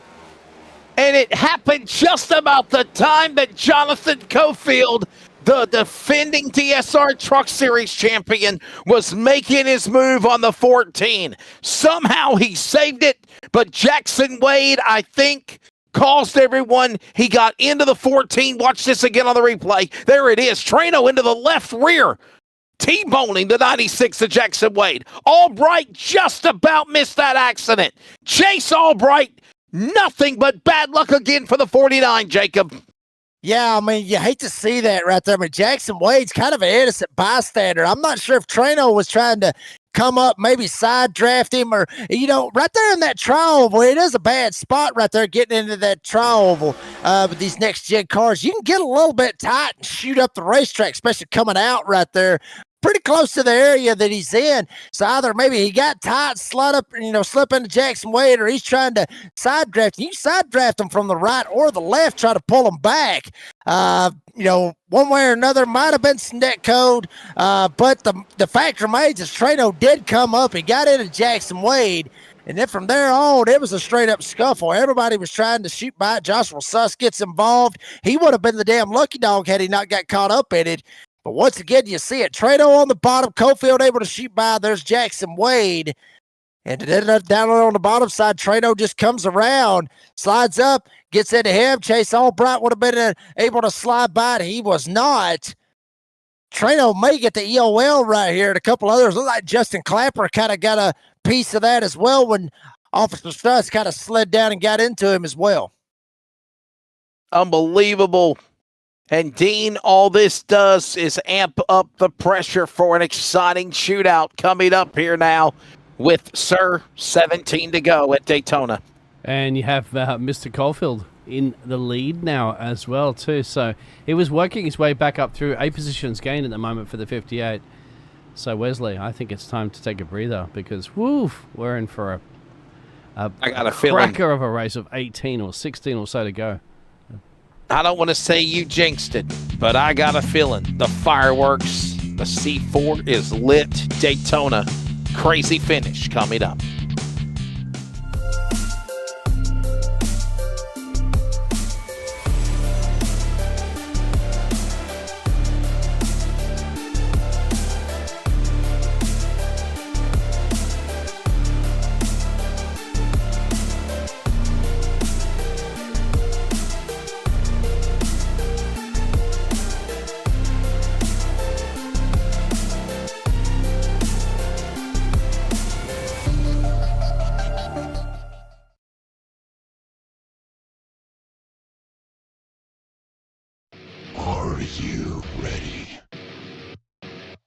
For Murf's Magical Creations, home to custom laser engraving and gifts.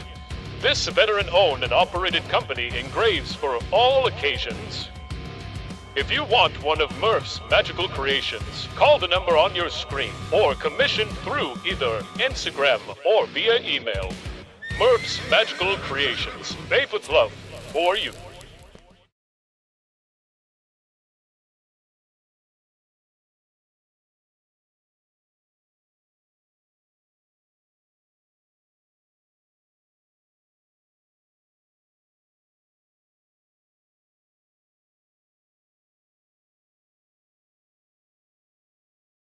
It's black. We're back. Fade to black, fade to color. Welcome back. It's a coverage. Well, you mean color. Fade to the screen. We're back on the air. Color television? Yes, sir. It better be. Listen, I told my son this last week. Jacob, this is how old I am, right? I remember playing video games on a black and white television. Oh, I did too. Yeah.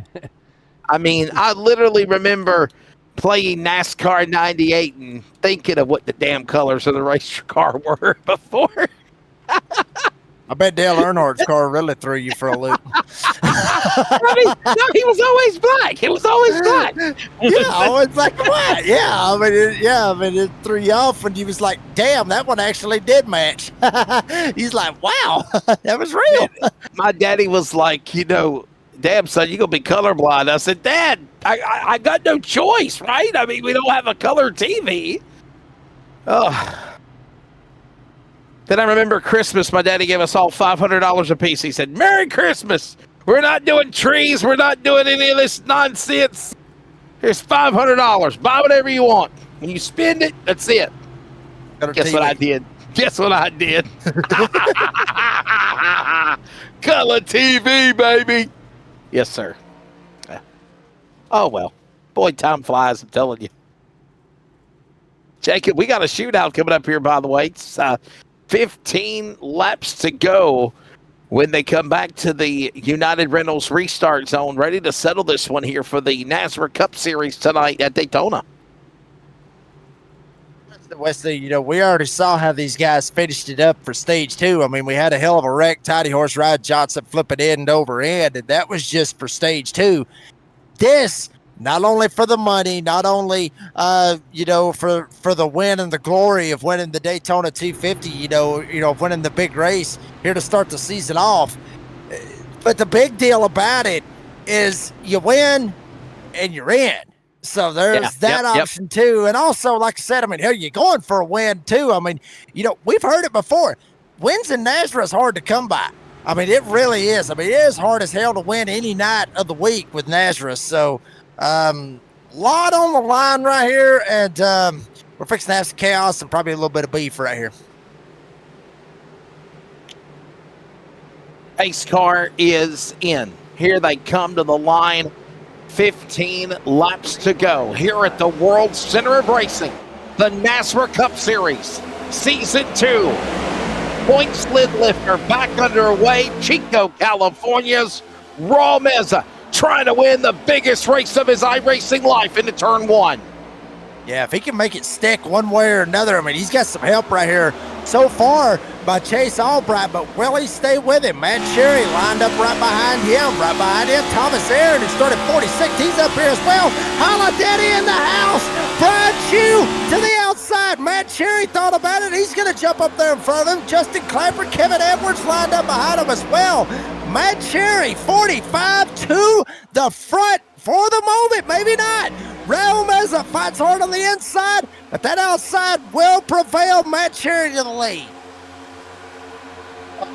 Unbelievable. As here they come to the stripe. 14 to go. Brian Chew, Holla Daddy, ready to show his strengths. He's up in the top spot. How about it, Dean? Here comes the 51. You know what I say about this guy when it comes to restrictor plate racing. He's there. Well, I know he's got the best cabinets around, at least in Florida, and at the moment he might have the best cabinets in Daytona as well too. But Justin Clapper, Matt Cherry, it's all going to go split through. These drivers realize it's game on, it's race on, gentlemen, and it's nudging on, it's door banging on. It's happening here at the moment. Clapper in P2, P1 maybe, and there's a spin. Whoa! It's Brian Chew crashing. Other cars going around. Matt Cherry, Tony Burleson, Brandon Schumann, Thomas Aaron, Adam Newton involved. The big one happens again off turn 4, Jay. Oh, no, Jacob. Man. I mean, that's Brian Chew. Brian Chew is probably cussing us out right now in the driver chat. Why did you talk about me, Jacob, and Wesley and Dean? Why? Watch this again. I mean, this right here, Wow. I mean, this is not Brian Chew's fault right here. I mean, Justin Clapper, he hits him. Maybe he hits him, might knock Chew up the hill a little bit, but you got to be careful with this bump drafting going into the corner. Knocks him up. He slides down. Clapper comes down the racetrack, tags him in the left rear, spins him right around. Clapper gets away scot-free. But then after that, Brian Chew goes up, and then there goes Cherry. Cherry gets tagged by Meza, and then he sends him up into the 93, which I believe is Thomas Aaron. So, I mean, just, wow. I mean, a whole lot of drivers getting took out right there. Someone's just trying to check out, trying to miss it. Good Lord. Can we go on board with Cody Knott? What a save for the 26th man out of Madera, California. Watch this, everybody. Don't adjust your sets. This was crazy. We go in full action. Watch the outside to the inside. Cody Knott and how he missed these accidents. Unbelievable. You know, we need a new nickname for Cody Knott, Mr. Lucky. I mean, Mr. Lucky. He can avoid accidents. Yes, sir. Dean, go back on the replay on board, but stay on the front camera of Cody Knott, not the rear camera, and you'll see the second one. Like the parting of the Red Seas out of the Bible, the Pharisees and the Pharaohs would blush at Cody Knott if he did this today. Watch this one more time. Wow. Now watch this. Wow. And he had another car to his inside, and somehow, Jacob, he missed all of this, and he's still in the game in the top 5. Unbelievable.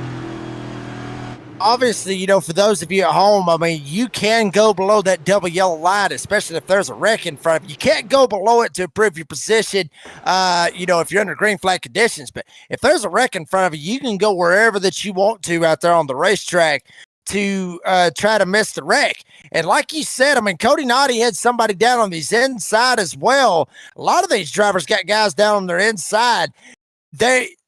Nobody's thinking about, you know, when you oh hell, there's a wreck. Let me get down, but make sure there's somebody on my inside. Try to watch out for them. Nobody's worried about that. Nobody's worried about who's around them. Everybody's trying to figure out, screw it, I'm trying to miss this wreck so I don't get caught up in it. So that's where you end up seeing other drivers getting into other drivers and knocking them around. You see Adam Newton right here, Murph's Magical Creations. Somebody, wait a minute. Go to the 18. I think it's Gagliano. He's airborne. He was flipping upside down. I want to say it's the 18. Watch Gagliano, everybody. Dean, did you just catch that? Yeah, I'm trying to find him at the moment. That's it. Sorry. There's a lot of cars on the track. Here we go. Oh, my goodness. Watch this, Jacob. This was on the bottom of the racetrack below the racing apron before entering pit road. See what happens here. Kind of gets locked up. His head's got falling. Oh, baby, I bet you he spilled his beer right there. Good Lord, what a hit. Supply definitely. There's a plumbing leak at the moment, currently at the moment for the number 18. I was going to say something, but I didn't. I was about to say he lost his load, but the Porter Pipe and Supply lost his load comment probably wouldn't make sense, would be appropriate. But yeah, man, I mean, he literally tipped over all on the bottom of the racetrack. And now, Landon, to answer your question, who was flipping it was Gagliano. Jonathan Cofield says, my view, holy cow. Jonathan Cofield, can we go to him real quickly? We got time. Here's a replay with Cofield. He's in 9th and 58. His view of missing the accident. And then we got to go back to the action. 9th. He's at 9th right now. Jonathan Cofield, the 58. Yep. Confirmed. There it is. Hit the gas. Watch this, Jacob. Wow. Oh, wow, you gotta love it. Oh, my goodness. Wow. Oh, they're coming back down the track, too. Lord. Baby. And they're darting all over the place. The 77, the 45, the 34. That's why you got supplied by Caulfield Supplying Services, my friend. That's how you get supplied. Good job, Caulfield. Oh, my goodness. Next week, by the way, Michigan. We'll put up the schedule real quickly. We're going to Michigan next week. I know we're going to Michigan for round 2. I'm sorry, Dean. Okay, I'll let everybody know. We're going to Michigan next week. In 2 weeks, we're going to Phoenix. Then we're going to Kansas. My birthday. Going to Phoenix, October 1st. There you go. By the way, we are using the Gen 6 car at Michigan next week. Gen 4 at Phoenix, October 1st. See, I got to work on my birthday. It's all good, though. I love what I do. If you love what you do, it's never work. Okay. Yeah, you're right. I'm 42. I'll be 42. We're coming back to the United Rentals restart. In color as well, too, not like Wesley's. Indigo. Yeah, in color. Yeah, 5 minute color. Hey, do you remember back in the day when the broadcast networks used to say, today's broadcast is live and in color? And in stereo, too. Yeah. Yes. 10 to go, Jacob. We're back at it again. We'll see what this has in store for everybody out there in the live chat and for us as well. Justin Clapper holding on to this lead with Kevin Edwards lined up right behind him. Lando out there in the live chat. Let's go, Kevin Edwards. And all of Ruthless Racing. Edwards lined up. Raul Meza, Chase Albright, Trevor Williams, the top 5 off turn 4. Rooting on Ruthless Racing. What's going to happen as we get ready for the finish of this race? It might become Ruthless Aggression. 9 to go at the line. Clapper in the lead. Speaking of wrestling, the Mania Club, 63 over Edwards. Dean, remember Edwards? He pitted 4 times in the first 13 laps in stage 1. He's battling for the win in second. Well, he knows exactly. It's not about how many times you go down a pit road. It's when you finish to Barney waving that flag with about 8 to go coming soon. Down the backstretch into turns 3 and 4. He's going to put pressure on, but he knows he's not making a move yet there because nobody's going to back him up unless Raul's going to say, you want to go up the top side? I'll come and join you. Chase Albright, Cody Knott is also in this. How about this? Cody Knott for the win. Wouldn't that be fantastic? Oh, caution. Trevor Williams. Somewhere along that, gentlemen. Williams in trouble. Trevor Williams, the 17, bottom of the racetrack. Caution out. 8th one of the night. I got to say this, though, guys. For the first caution being because of me, like what happened on Monday as well. Go figure. Oh, remember that, Dean? Remember that, Jacob? First caution was because of me. But 7 caution flags. There you see what happened to Trevor Williams. That'd be scary. 7. Oh. Wow. 7 caution flags for this race has been pretty impressive up to 8 laps to go, Jacob. Got to give him mad props. Yeah, I mean, Weston, you got to give them mad props. I mean, especially for how many people started this thing. I mean, once again, 46 drivers started this race here this evening. That's a lot. That's a lot. I mean, there's a lot of drivers out here and a lot of people watching live at home. But you see right there, Trevor Williams, looks like maybe there was a little bit of contact with the 47. That's Matt Hudgens. Kind of gets into his door, knocks him around, and then all of a sudden, I mean, Williams along for the ride, slides up, bam, climbs up. He missed the wall. Everybody else tries to miss him. One driver that does not. I'm not 100% who it was, but somebody nails him in the right rear. Trevor Williams down pit road right here. But, yeah, I mean, I agree with you, Wesley. I mean, I am absolutely, hell, I mean, these guys are doing a fantastic job. I mean, it has been fairly a very clean race here this evening. But we might have just jinxed it. I mean, it how has about been a pull really Justin good Clapper race. into the room What right you got? now. If you want to do anything, don't. I think don't Justin's do it. saying, hell no, don't you bring me in here, Wesley. Whatever you do, you better not. I saw the smile on his face, Yeah. but we should also mention what the Manor Club is all about, of course. It's a fantastic... We are, and I'm going to try to find a way to make him not mad at me so I don't jinx him. Justin, say hi to everybody. Wave at everybody on your camera, buddy. Oh, man, I hope y'all ain't bringing me up here for the jinx. Oh, no. Goodbye. Goodbye. Children's of Hope Goodbye. Foundation, Thank you, Mr. Justin.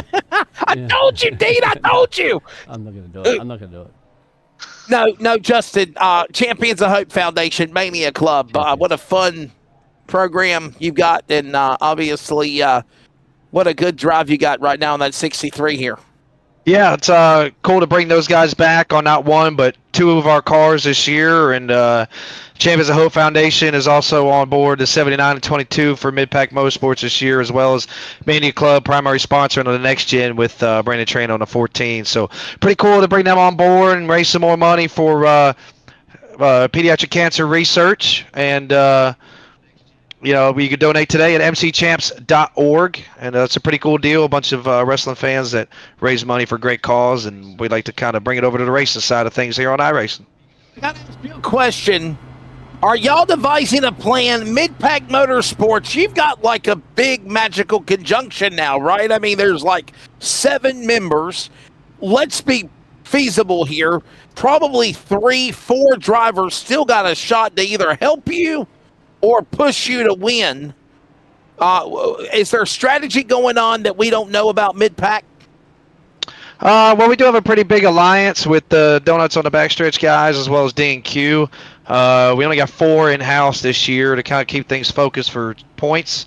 We had a pretty good plan throughout, and it's gotten, obviously, the 2 stage wins going to the team is big for us, so stoked about that, and the position I'm in now, hopefully I can finish this off. Unfortunately, some of these wrecks have kind of split us up a little bit, so we'll see how that goes. But I got a couple teammates that I'm praying can get up here because I'm pretty outnumbered right now. Jacob, anything for Clapper? I want to jinx him. I'm good. Go ahead. I'm good. Appreciate that. Clap on, clap off the Clapper. Thank you, Justin. That's Good it. luck. He did Thanks, it. boy. He did it. Well, it's My gonna be fun. apologies. Cut him off. The clapper. Clap on, clap off, the clapper. Don't get me. Obviously, Remember the clapper? have a look at Remember this the clapper? gentleman at the moment. So we are down to crunch time with 6 to go. We'll go through that. So we talked to Justin Clapper. We got Kevin Edwards. I'm going to say King Edwards for the Ruthless Racing entrance there. We got By the Raul way, Mesa. What a job there. 41 positions. Yeah, up too for Raul and Mesa. by the way, Buzzy Mongold, Dean, and Jacob said Cody Knott and Jonathan Cofield got that Jimmy Johnson horseshoe up there. You know what? I don't know if I agree with that.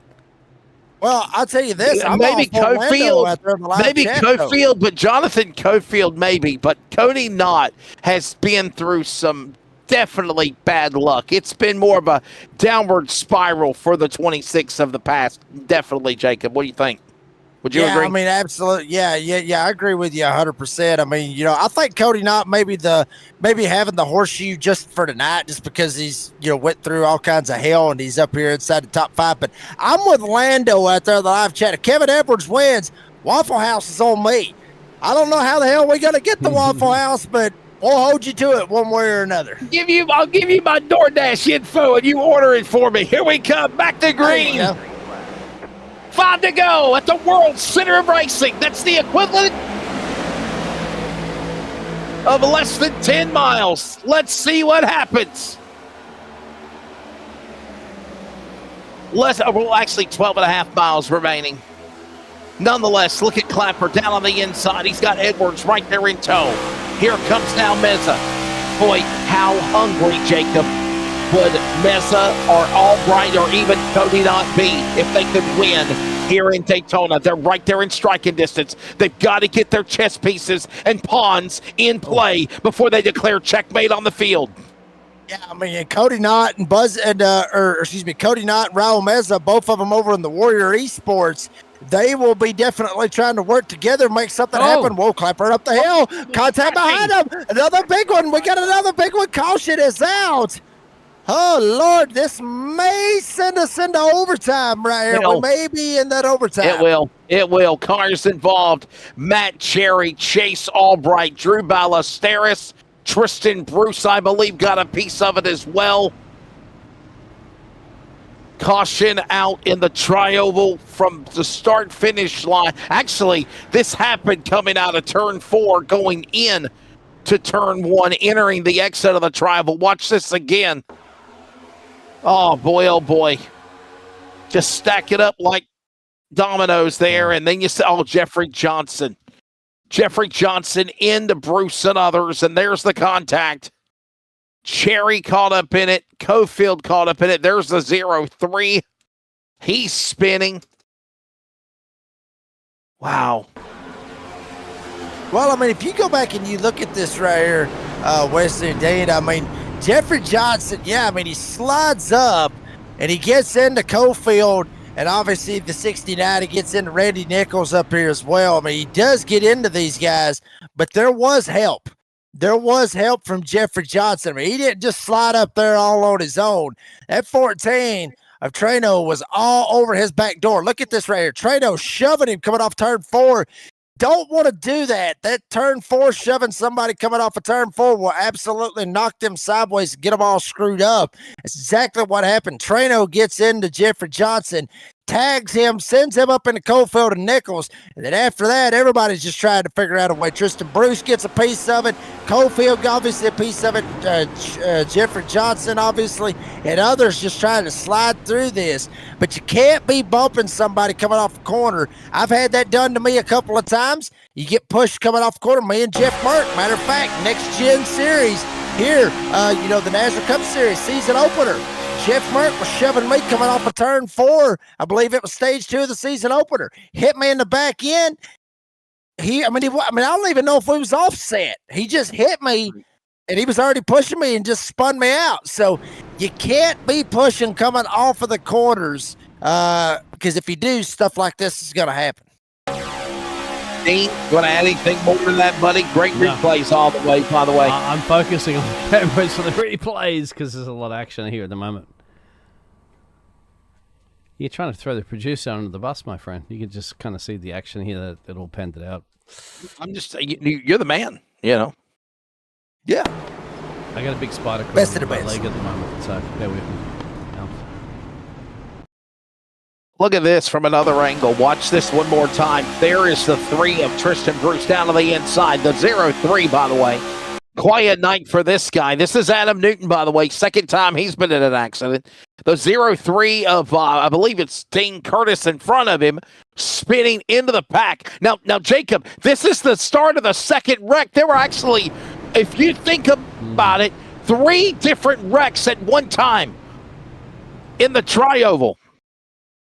Yeah, I mean, and some of these wrecks, I mean, could possibly be avoided. I mean, you look at, I mean, this whole deal up here at the front, I mean, this could have been avoided right here. That bump draft and gone wrong. But, I mean, you know, you're coming down to the end of it. You got to do what you got to do. You got this wreck, then you got others trying to drive through it. Look at the 54. I mean, Drew Ballesteros. I mean, look at this. Through the grass. Did he miss it? Bam. Nope. Yeah, 4 accidents. No, he didn't make it. So, I mean, and some of these guys coming in the back end and hitting other guys and everything else, this could have been avoided. This is ARCA breaking at its finest right here. I mean, you got a wreck, you see smoke, lock that sucker down. Drop back a little bit. Get out of that situation. How many bites does it take to get to the center of a Tootsie Roll Tootsie Pop? 3, according to the Owl. How many cautions can you have in the tri-oval at one time? 4, according to NASRA. And we are going to overtime. Jacob Reeves, Dean Hopton, I'm Wesley Outland. We need to pause for station identification. If you're listening on the radio, we're heading for a showdown. This is the Community Radio Network, WCRN, 87.9 FM, Clayton, Garner, Smithfield, North Carolina. Proud to be in the USA. We are CRN. Well, when I came on the air, I said it's time to bring the action. Well, it has been an entertaining event here in Daytona for season number 2 of the lid lifter of the NASRA Cup Series, presented by Florida Cabinet Distributors, and the Florida Cabinet Distributors 250 is heading into overtime. You have got Dean, Jacob, and Wesley, DJW, here with you in the booth. And Jacob, man, cut the pressure with the knife. Now, if you're Justin Clapper, you are just wanting to get to that Darren's Detail and Shine 1 to go to finish this race. Hopefully you can hold off Kevin Edwards, Raul Meza, Cody Knott, Joshua Corner. Can I give a attaboy, though, to these guys? Not taking anything away from Justin Clapper of all. It's all of them, Jacob. Normally these guys are in the back. These guys have a chance to win here in Daytona as we get ready for overtime, buddy. And everybody's got a shot right here, but they got to be able to try to make the right move, get in the right lane, bottom, top. Talked about it earlier. Top lane's going to be rolling. We'll see how it turns out. 28 cars on the lead lap. As Mike Joyce says, if you're in that pack, you are in it to win it. Green flag back out here in Daytona. Edwards with a push by Knott.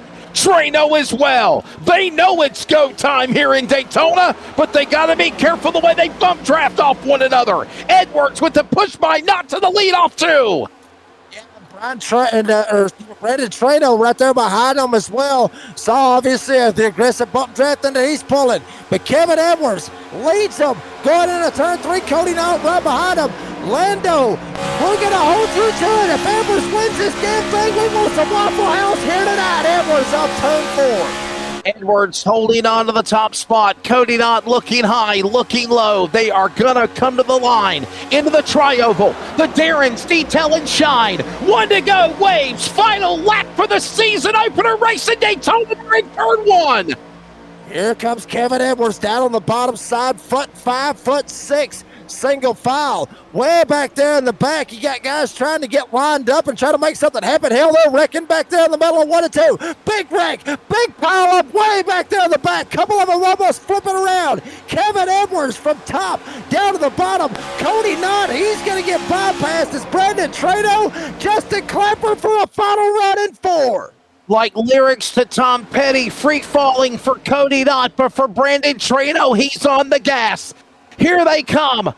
Teammates, Clapper, Trano, slamming, bamming, Edwards below the grass as they crash, and it's Edwards winning here at Daytona.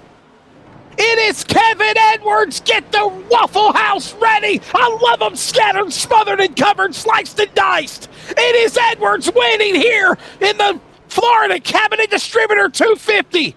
Craziness across the line. Trano, Clapper, teammates trying to gang up on Edwards. It did not work. Kevin Edwards wins here in NASRA. Unbelievable. What a finish. I mean, check it out. Trano up top. You would think that Clapper and Trano, being the teammates and everything else, they would just line up and just shoot right around Edwards right here, but they thought differently. Hell, they door banged coming to the line, and then Clapper jumps up, finds a hole, and out of nowhere, Joshua Corner just comes out of nowhere. Hell, they went 4 wide. Look at that, 4 wide at the line. Can we swing the camera around, Dean? I don't know if that's a possibility. I mean, it's obvious. You can tell that the 7 sideways crash into the wall, cross the line first. There it is. I think, though, Trano beat Clapper for the bridesmaid spot, and it looks like that's exactly what they'll call it. It is Edwards, Trano, Clapper corner, unless there's something changing by race control. I don't think it will, though, Jacob. I really don't. What a race. What a finish. Congratulations, Kevin Edwards. I believe this is his first ever win ever in the NASRA organization, much less the Cup Series. It is too, honestly. You know, I can't remember Kevin Edwards getting a win in any of the NASRA sanctioned races. So, I mean, and what a way to win.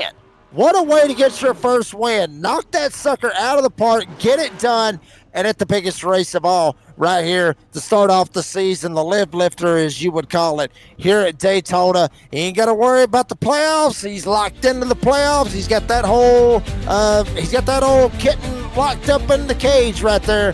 Kevin Edwards is a NASRA winner. Congratulations, Kevin Edwards. Congratulations to all of them. I mean, hell of a last lap. I mean, he had like 2 or 3 wrecks going off at one time. Yeah, can we see that last lap, actually? Watch this one more time as, you know, the finish was crazy, but can we rewind all the way on the back straightaway, coming for the white flag? This is the white flag lap.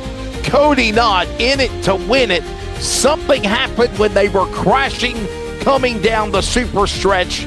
Cody Knott hit the wall. He lost all his momentum, and most importantly, Jacob Reeves, as we see them coming to the white flag in slow-mo, Cody Knott did not have any friends, and I think that's what cost the 26 to fall back at the end of this thing.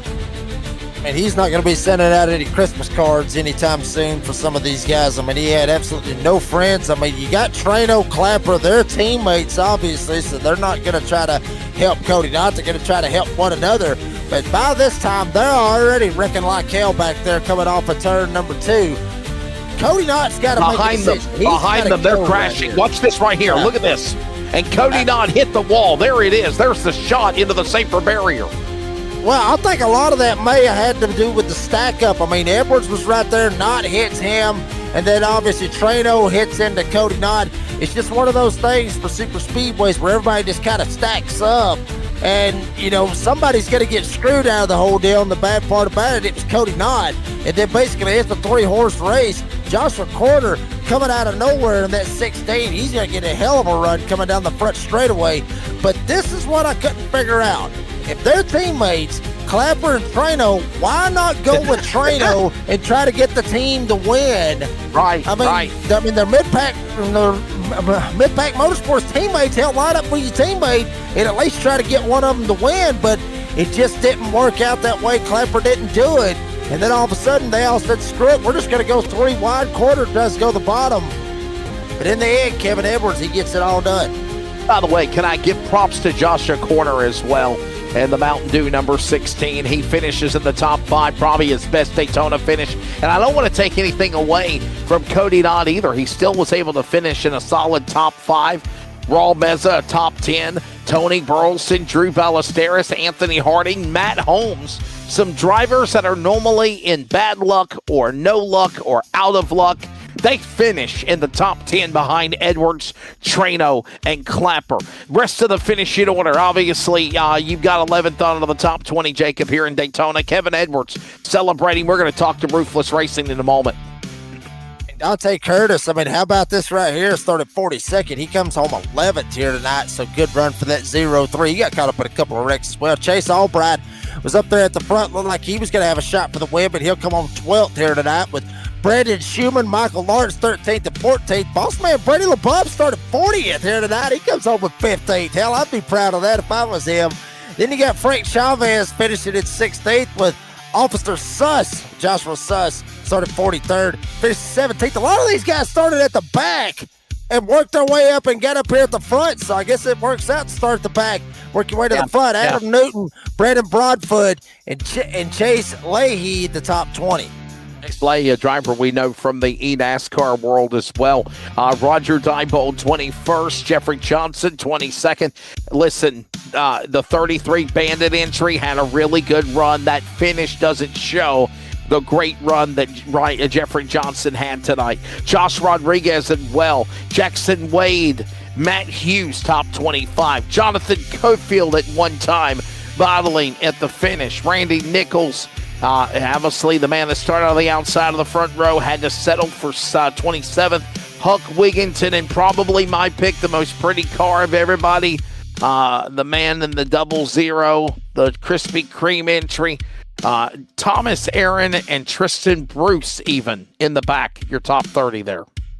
Yeah, and then Matt Cherry finishes 31st here tonight, with Trevor Williams finishing 32nd. Owen Scrage finishes 33rd, with Holiday Brian Chew finishes 34th here tonight. Dean Gagliano 35th. Sean Garrett, the pole man, started up at the front. He finishes 36th here tonight, with Jeff Merck finishing 37th.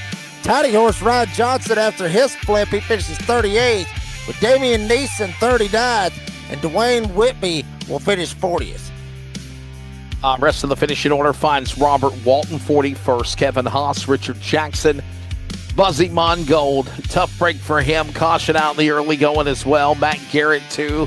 And Andrew Alzewski, 95 laps down. Whatever was going on with the 11 for Mission 1, he just could never rebound when it was all said and done. Thanks to race director, of course, Mr. Justin White, the director. And boy, what a good one. Coming up, 49 North Collision at Victory Lane. They're located in Burlington, North Carolina.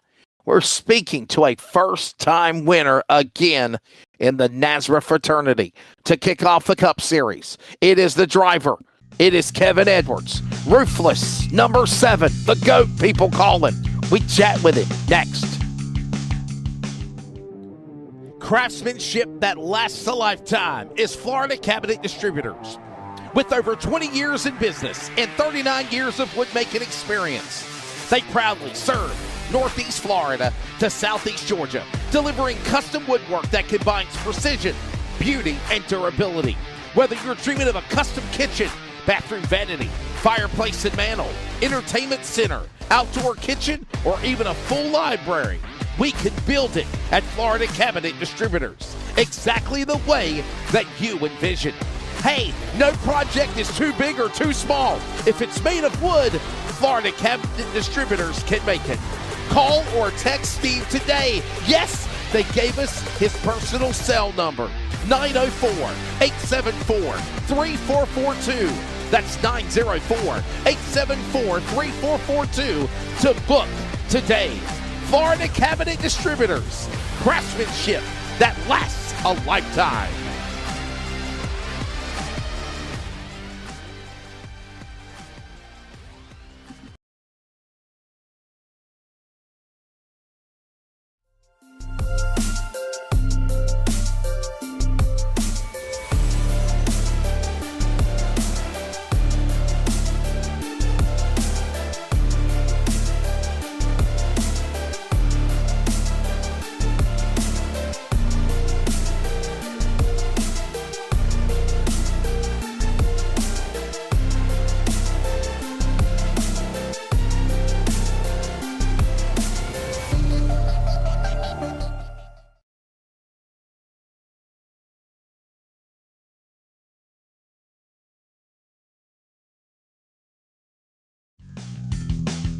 Back here at the World Center of Racing, and the 49 North Collision post-race is underway. Victory Lane is where he is, and it is our man Kevin Edwards, first-time winner of the NASRA World. We love talking to first-time winners. He is one of them.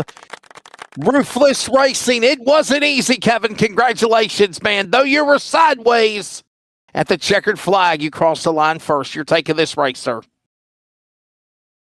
Man, it was just a crazy race. I'm excited to be here and get this first win out of the way. I mean, it was just a wild race. I started this thing at the back, 40th plus, I don't even know. And it was a tough road to get to the front. It was just a great race out of everybody. Got some great pushes there at the end by Cody. I know he didn't get the finish he wanted, but he was doing a great job keeping me under control out front. And all you can ask to do at Daytona is make it out of turn 4 with a chance at the win, and that's what I had. And I'm glad we raced it to the line and came away with the win. Man, it was crazy. I don't really know what to say. It was kind of wild. Yeah, he kind of sounds like he's a little bit lost for words out of this. Well, I mean, Kevin, I'll speak for the NASRA part of it. I don't know about your other race leagues that you're in, but you're in a situation now to where you're locked in. You're in the playoffs. You ain't got a damn thing to worry about when it comes to playoff time. You're already in. You ain't got to be in the situation where, oh crap, I got to point my way in unless somehow or another there's a crap load of winners throughout the season. But I mean, this has got to be a little bit different for you, I would assume, because now you're in a situation where I can just go out there and I can just throw it on the wall and see if it sticks throughout the rest of the season. I mean, what's the mindset going through that now? Yeah, I mean, the mindset's always to get the best finish I can. And, now that I do have that playoff eligibility, I can kind of take some chances and maybe make strategy calls that I wouldn't if I wasn't locked in.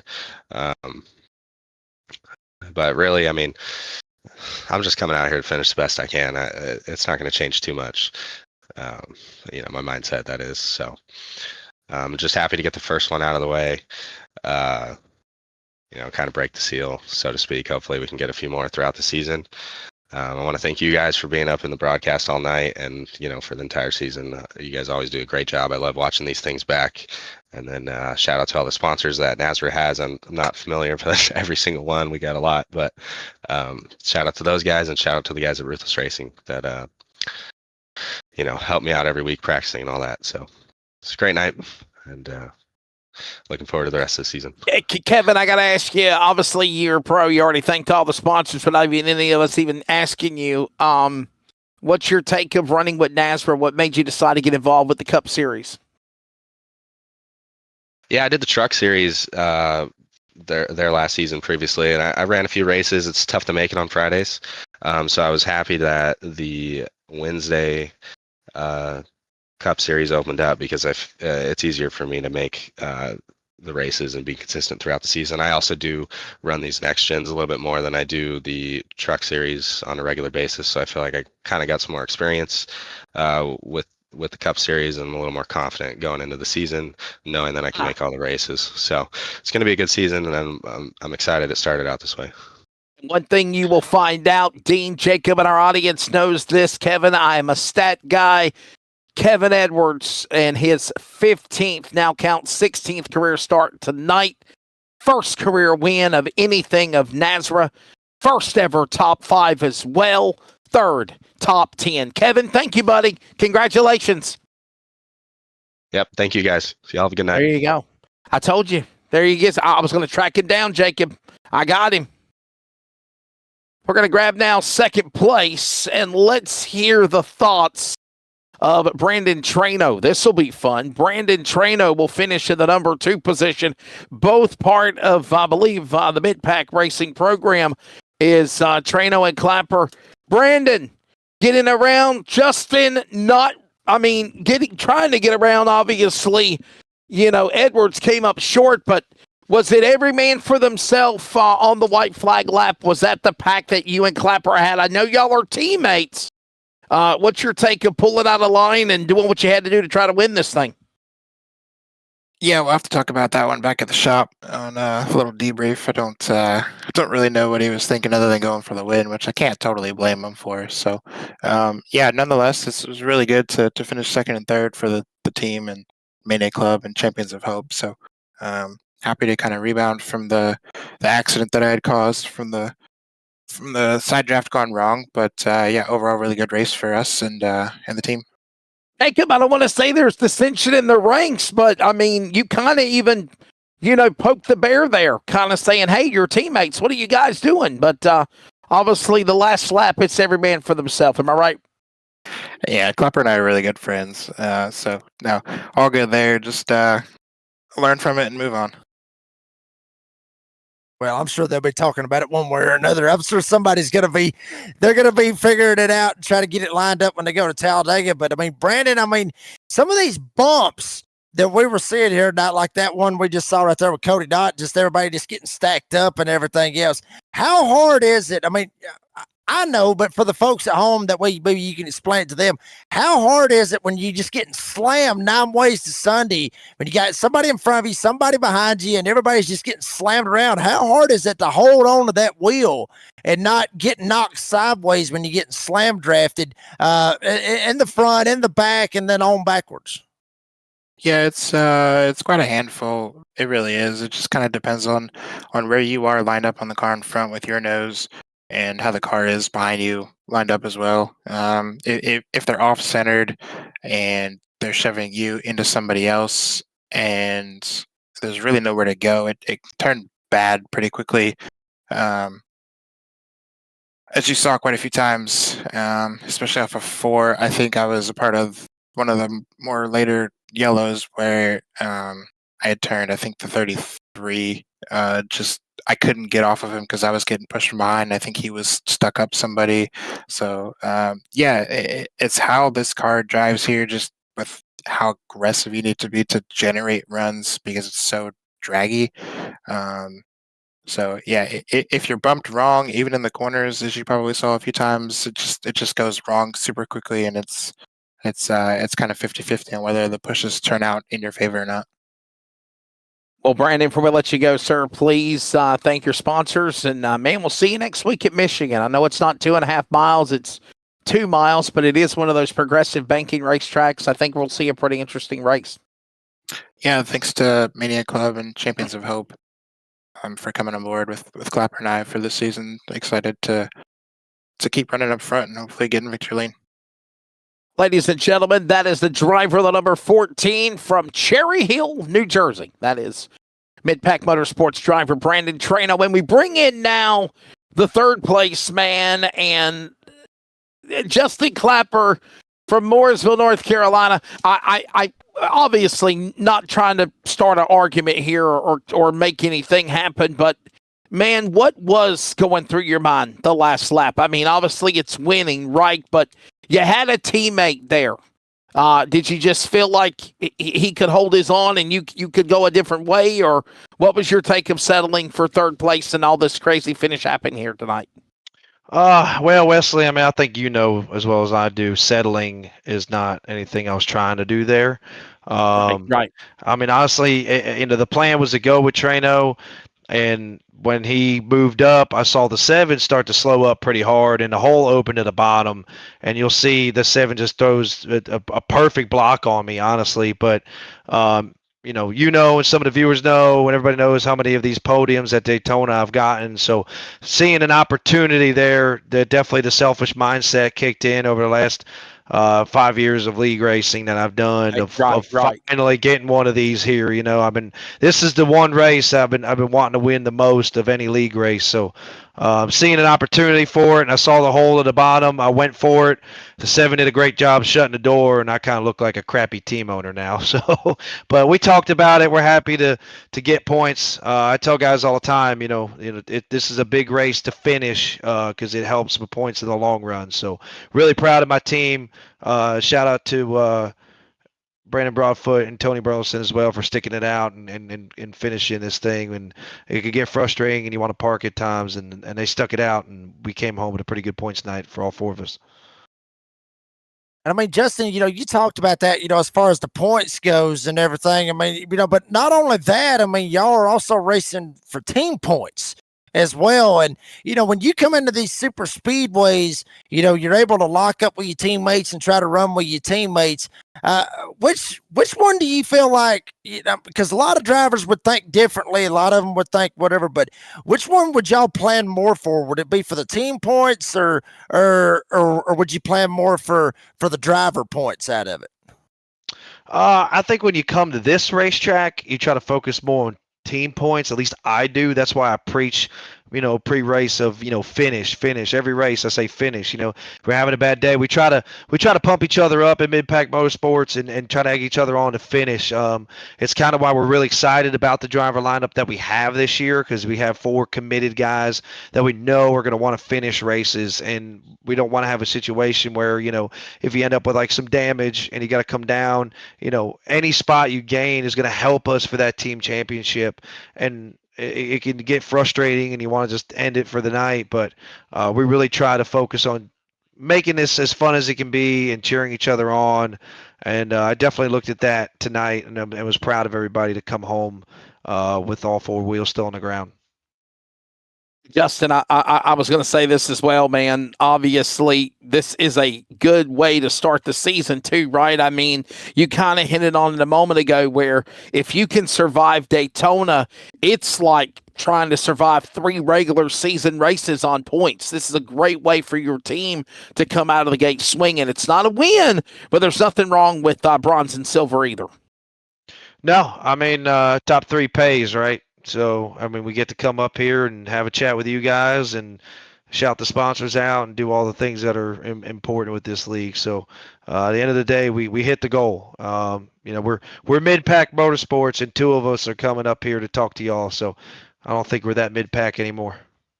Well, buddy, before we let you go, man, thank you so much. And obviously, we'll see what happens. He's already thanked all of his sponsors. Hey, off the record, are you glad John Cena ain't a heel no damn more? Hell, I don't think they know what they're doing over there. I can tell you one thing. I am despising Becky Lynch. I can tell you that much. Like, I do not like that, what they've done to her. So yeah. they're unfortunately booking for the money and not the fan base. Yes. I think next year's Mania location says that, but we'll keep. Did you see the faces of the people in the press conference? I mean, that said it all, honestly. So, thank you, Justin. We're talking a little wrestling, people, in the 49 North Collision post-race interview. So, obviously, it was an announcement that next year's WrestleMania after Vegas in 2026, 2027 will be in Saudi Arabia, and obviously, Jacob, they weren't too thrilled in the people by standing behind them, the wrestlers, about it. So, Justin, you're the man. Thank you, buddy. Ladies and gentlemen, that's going to do it for the 49 North Collision post-race interviews and Victory Lane celebration for the NASRA Cup Series presented by Florida Cabinet Distributors. Of course, they are located on 40 and 85 in Burlington, North Carolina. Jacob! All right, before I got to go, Dean Hopton, I'll let you go first, mate. Normally you join me on the color commentary, a race of this caliber. So glad Jacob Reeves was able to reach out to his best iRacing pal, announcer Wesley, and said, bring him in and come on down. And what a fun one here tonight. Definitely. I know there's a little frustration, not really at the end. I think things really simmered down once we got the explanations from a lot of people. At the end of the day, right, Dean, you want to win. You got teammates, you got people you want to help, but at the end of the day, you want to win. I mean, I've used the expression sometimes, I'll spin my mom out doing a race, but I'm not a real race car driver. But I'm just saying, you hear it all the time. That's that mindset these guys have. And I know that we might get some liberals out there or people that might say, well, this is iRacing. Why is he saying this stuff? This is stupid. Why is he... For many guys out there, this might be the closest thing of their life that they'll ever do in their racing career. So, yeah, Dean, they do take it seriously. Of course, Wesley, because there's so many tracks on the calendar of big races and classic races and the number one races that you want to have in your trophy cabinet. And these is one of them. It's a virtual trophy cabinet, but it's a trophy cabinet that you want to have. You want you're talking about countless races that these drivers have done. They've done so many years, and believe it or not, they've won races before. Of course, they've won many tracks, but there's always one that's eluded them, and many drivers have never taken the Daytona trophy. And of course, when push comes to shove, and you're down to the dying stage of this race, you can throw team orders and throw everything out the window there, because hey, it's right there. It's up for grabs. I can take it. That's one trophy that I want to have on my cabinet, and that's one trophy they can get. So, yeah, of course, you can't blame drivers for wanting to do that, because, once again, that's one that's eluded them in the past. Some drivers have been driving for 4 or 5 years in the racing simulation and haven't got that victory at Daytona. So, yes, everything is up for grabs when it comes to big races like this, and they're going to want it, for sure. Jacob, you know what it means to finally win NASRA. You only did it at Atlanta a couple of years ago. Yeah, I mean, you're right. I mean, getting a win, Adam Newton talked about this as well. I remember Adam Newton saying this, and I remember a couple of drivers have said this as well. I mean, you get a win here in NASRA, you're doing something, because, of all the leagues that I've ever called, this one right here has been one that's been the most competitive. It's been the one that's been the most fun, and it's like a family as well at the same time, and I've always said that as well. But you win in NASRA, you're doing something. I mean, you really are. Kevin Edwards, I mean, I'm not going to say he got lucky. He didn't get lucky by no means. I mean, he worked his tail off, and he got himself in the right possible position. And, Sure. The cars fell where they were. I mean, that's how it is at super speedways. Cars got to fall where they do for you to work out here for these super speedways. But hell, a win's a win. Take it, run with it. I mean, it doesn't make a damn where you win the race at. I mean, hell, I won at Atlanta, but that's beside the point. It doesn't matter where you win. You get a win. That matters. Doesn't matter where it is. Now, I will say this, and I'll quote I Love Lucy out of this, but Lucy got some splaining to do over there with Mid-Pack Motorsports over there. I mean, I see Dean's point, I see your point, and I see what Clapper's saying as well. But at the same time, you make that move, you make that decision to go for yourself. At the same time, when you screw your teammates over one way or another from having a shot to get a teammate win, you still got to explain it, because they're going to think of it in the back of their mind. And Wesley, you said it before. I've said it before as well. Race car drivers, they don't forget, even on sim races. Your teammates, right? yeah. Well, hell, I mean, your teammates. I mean, not even if they are your teammates, they're not going to forget. So I'll bet you right now, next time that Trano has got Clapper behind him in this kind of situation, he's going to wonder, is Clapper going to go with me? Now, whether or not they work it out and how they do it and everything else this week remains to be seen. But at the same time, he's going to be thinking about it in the back of his mind. Is he going to go with me? So, but, I mean, congratulations to Kevin Edwards. Like you said, I mean, I know how it is to get that first win, and first wins are magical, baby. They certainly are. You got to remember that first one, and I know for sure, bragging rights galore. He is going to the playoffs as well. Now, there is some minimum requirements. You've got to run a minimum amount of races ran in the season. You just don't win one race and you're in the postseason. Hey, another one I got to tell you about coming up from Daytona to Talladega, the King of Talladega. A matter of fact, less than a month away, Jacob Reeves. It kicks off on October the 12th. That's a Sunday night. And then the finale will be exactly 30 days from today. Friday night, October the 17th. The King of Talladega. The last time we did in a big event race like the NASRA 500, there was $10,000 in prizes. Hell, even the Indy 500 and the World 600 that we did for Memorial Day was pretty special. The numbers were not as big as the NASRA 500, which, by the way, that second annual event, the Great American Sim Race, returns in January of 2026. But Jacob, I got a feeling this is going to be a pretty big one. I think they're already at 50-plus entries so far. If it's going to be 100% where it's going to beat the NASRA 500 that we had earlier on this year, I mean, that was a pretty big deal. But I wouldn't be surprised if it does jump it.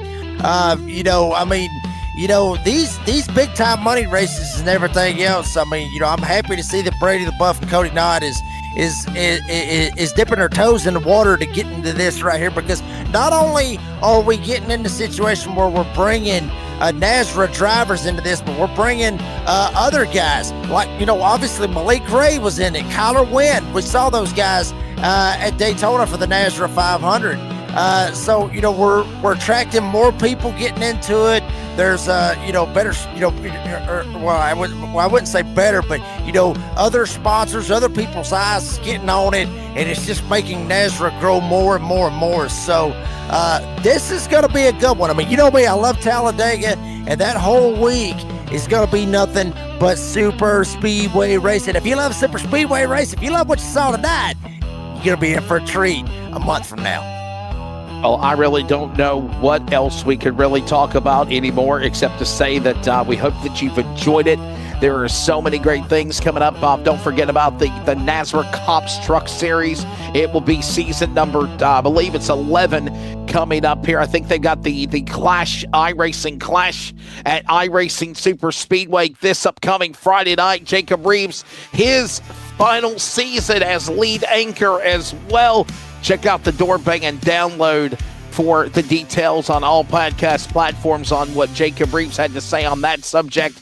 NASRA DSR Electric Truck Series every Monday night. I know they're working on the Xfinity deal for Tuesday. And then, of course, next week we go to Michigan for the NASRA Cup Series presented by Florida Cabinet Distributors. Well, ladies and gentlemen, there's nothing else that we can say except we hope that you've enjoyed the last 2.5 hours with yours truly and all of the amazing people of the NASRA family. Thanks again to Brady LaBeouf, Cody Knott, everybody behind the North American Sim Racing Association.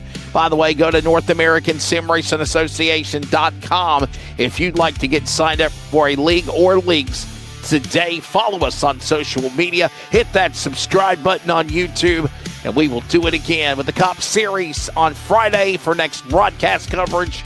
And next week, we go to Michigan for round number 2 of Season 2 of the NASRA Cup Series. For Series Director Justin White, for Dean Hopton on color and production, thank you to the Redneck announcer Jacob Reeves joining us as well. This is Wesley Outland. Congratulations, Kevin Edwards, Ruthless Racing, a new member in the fraternity of the NASRA Victory Lane world. He wins the 2nd annual Florida Cabinet Distributors 250 at the World Center of Racing. Good evening.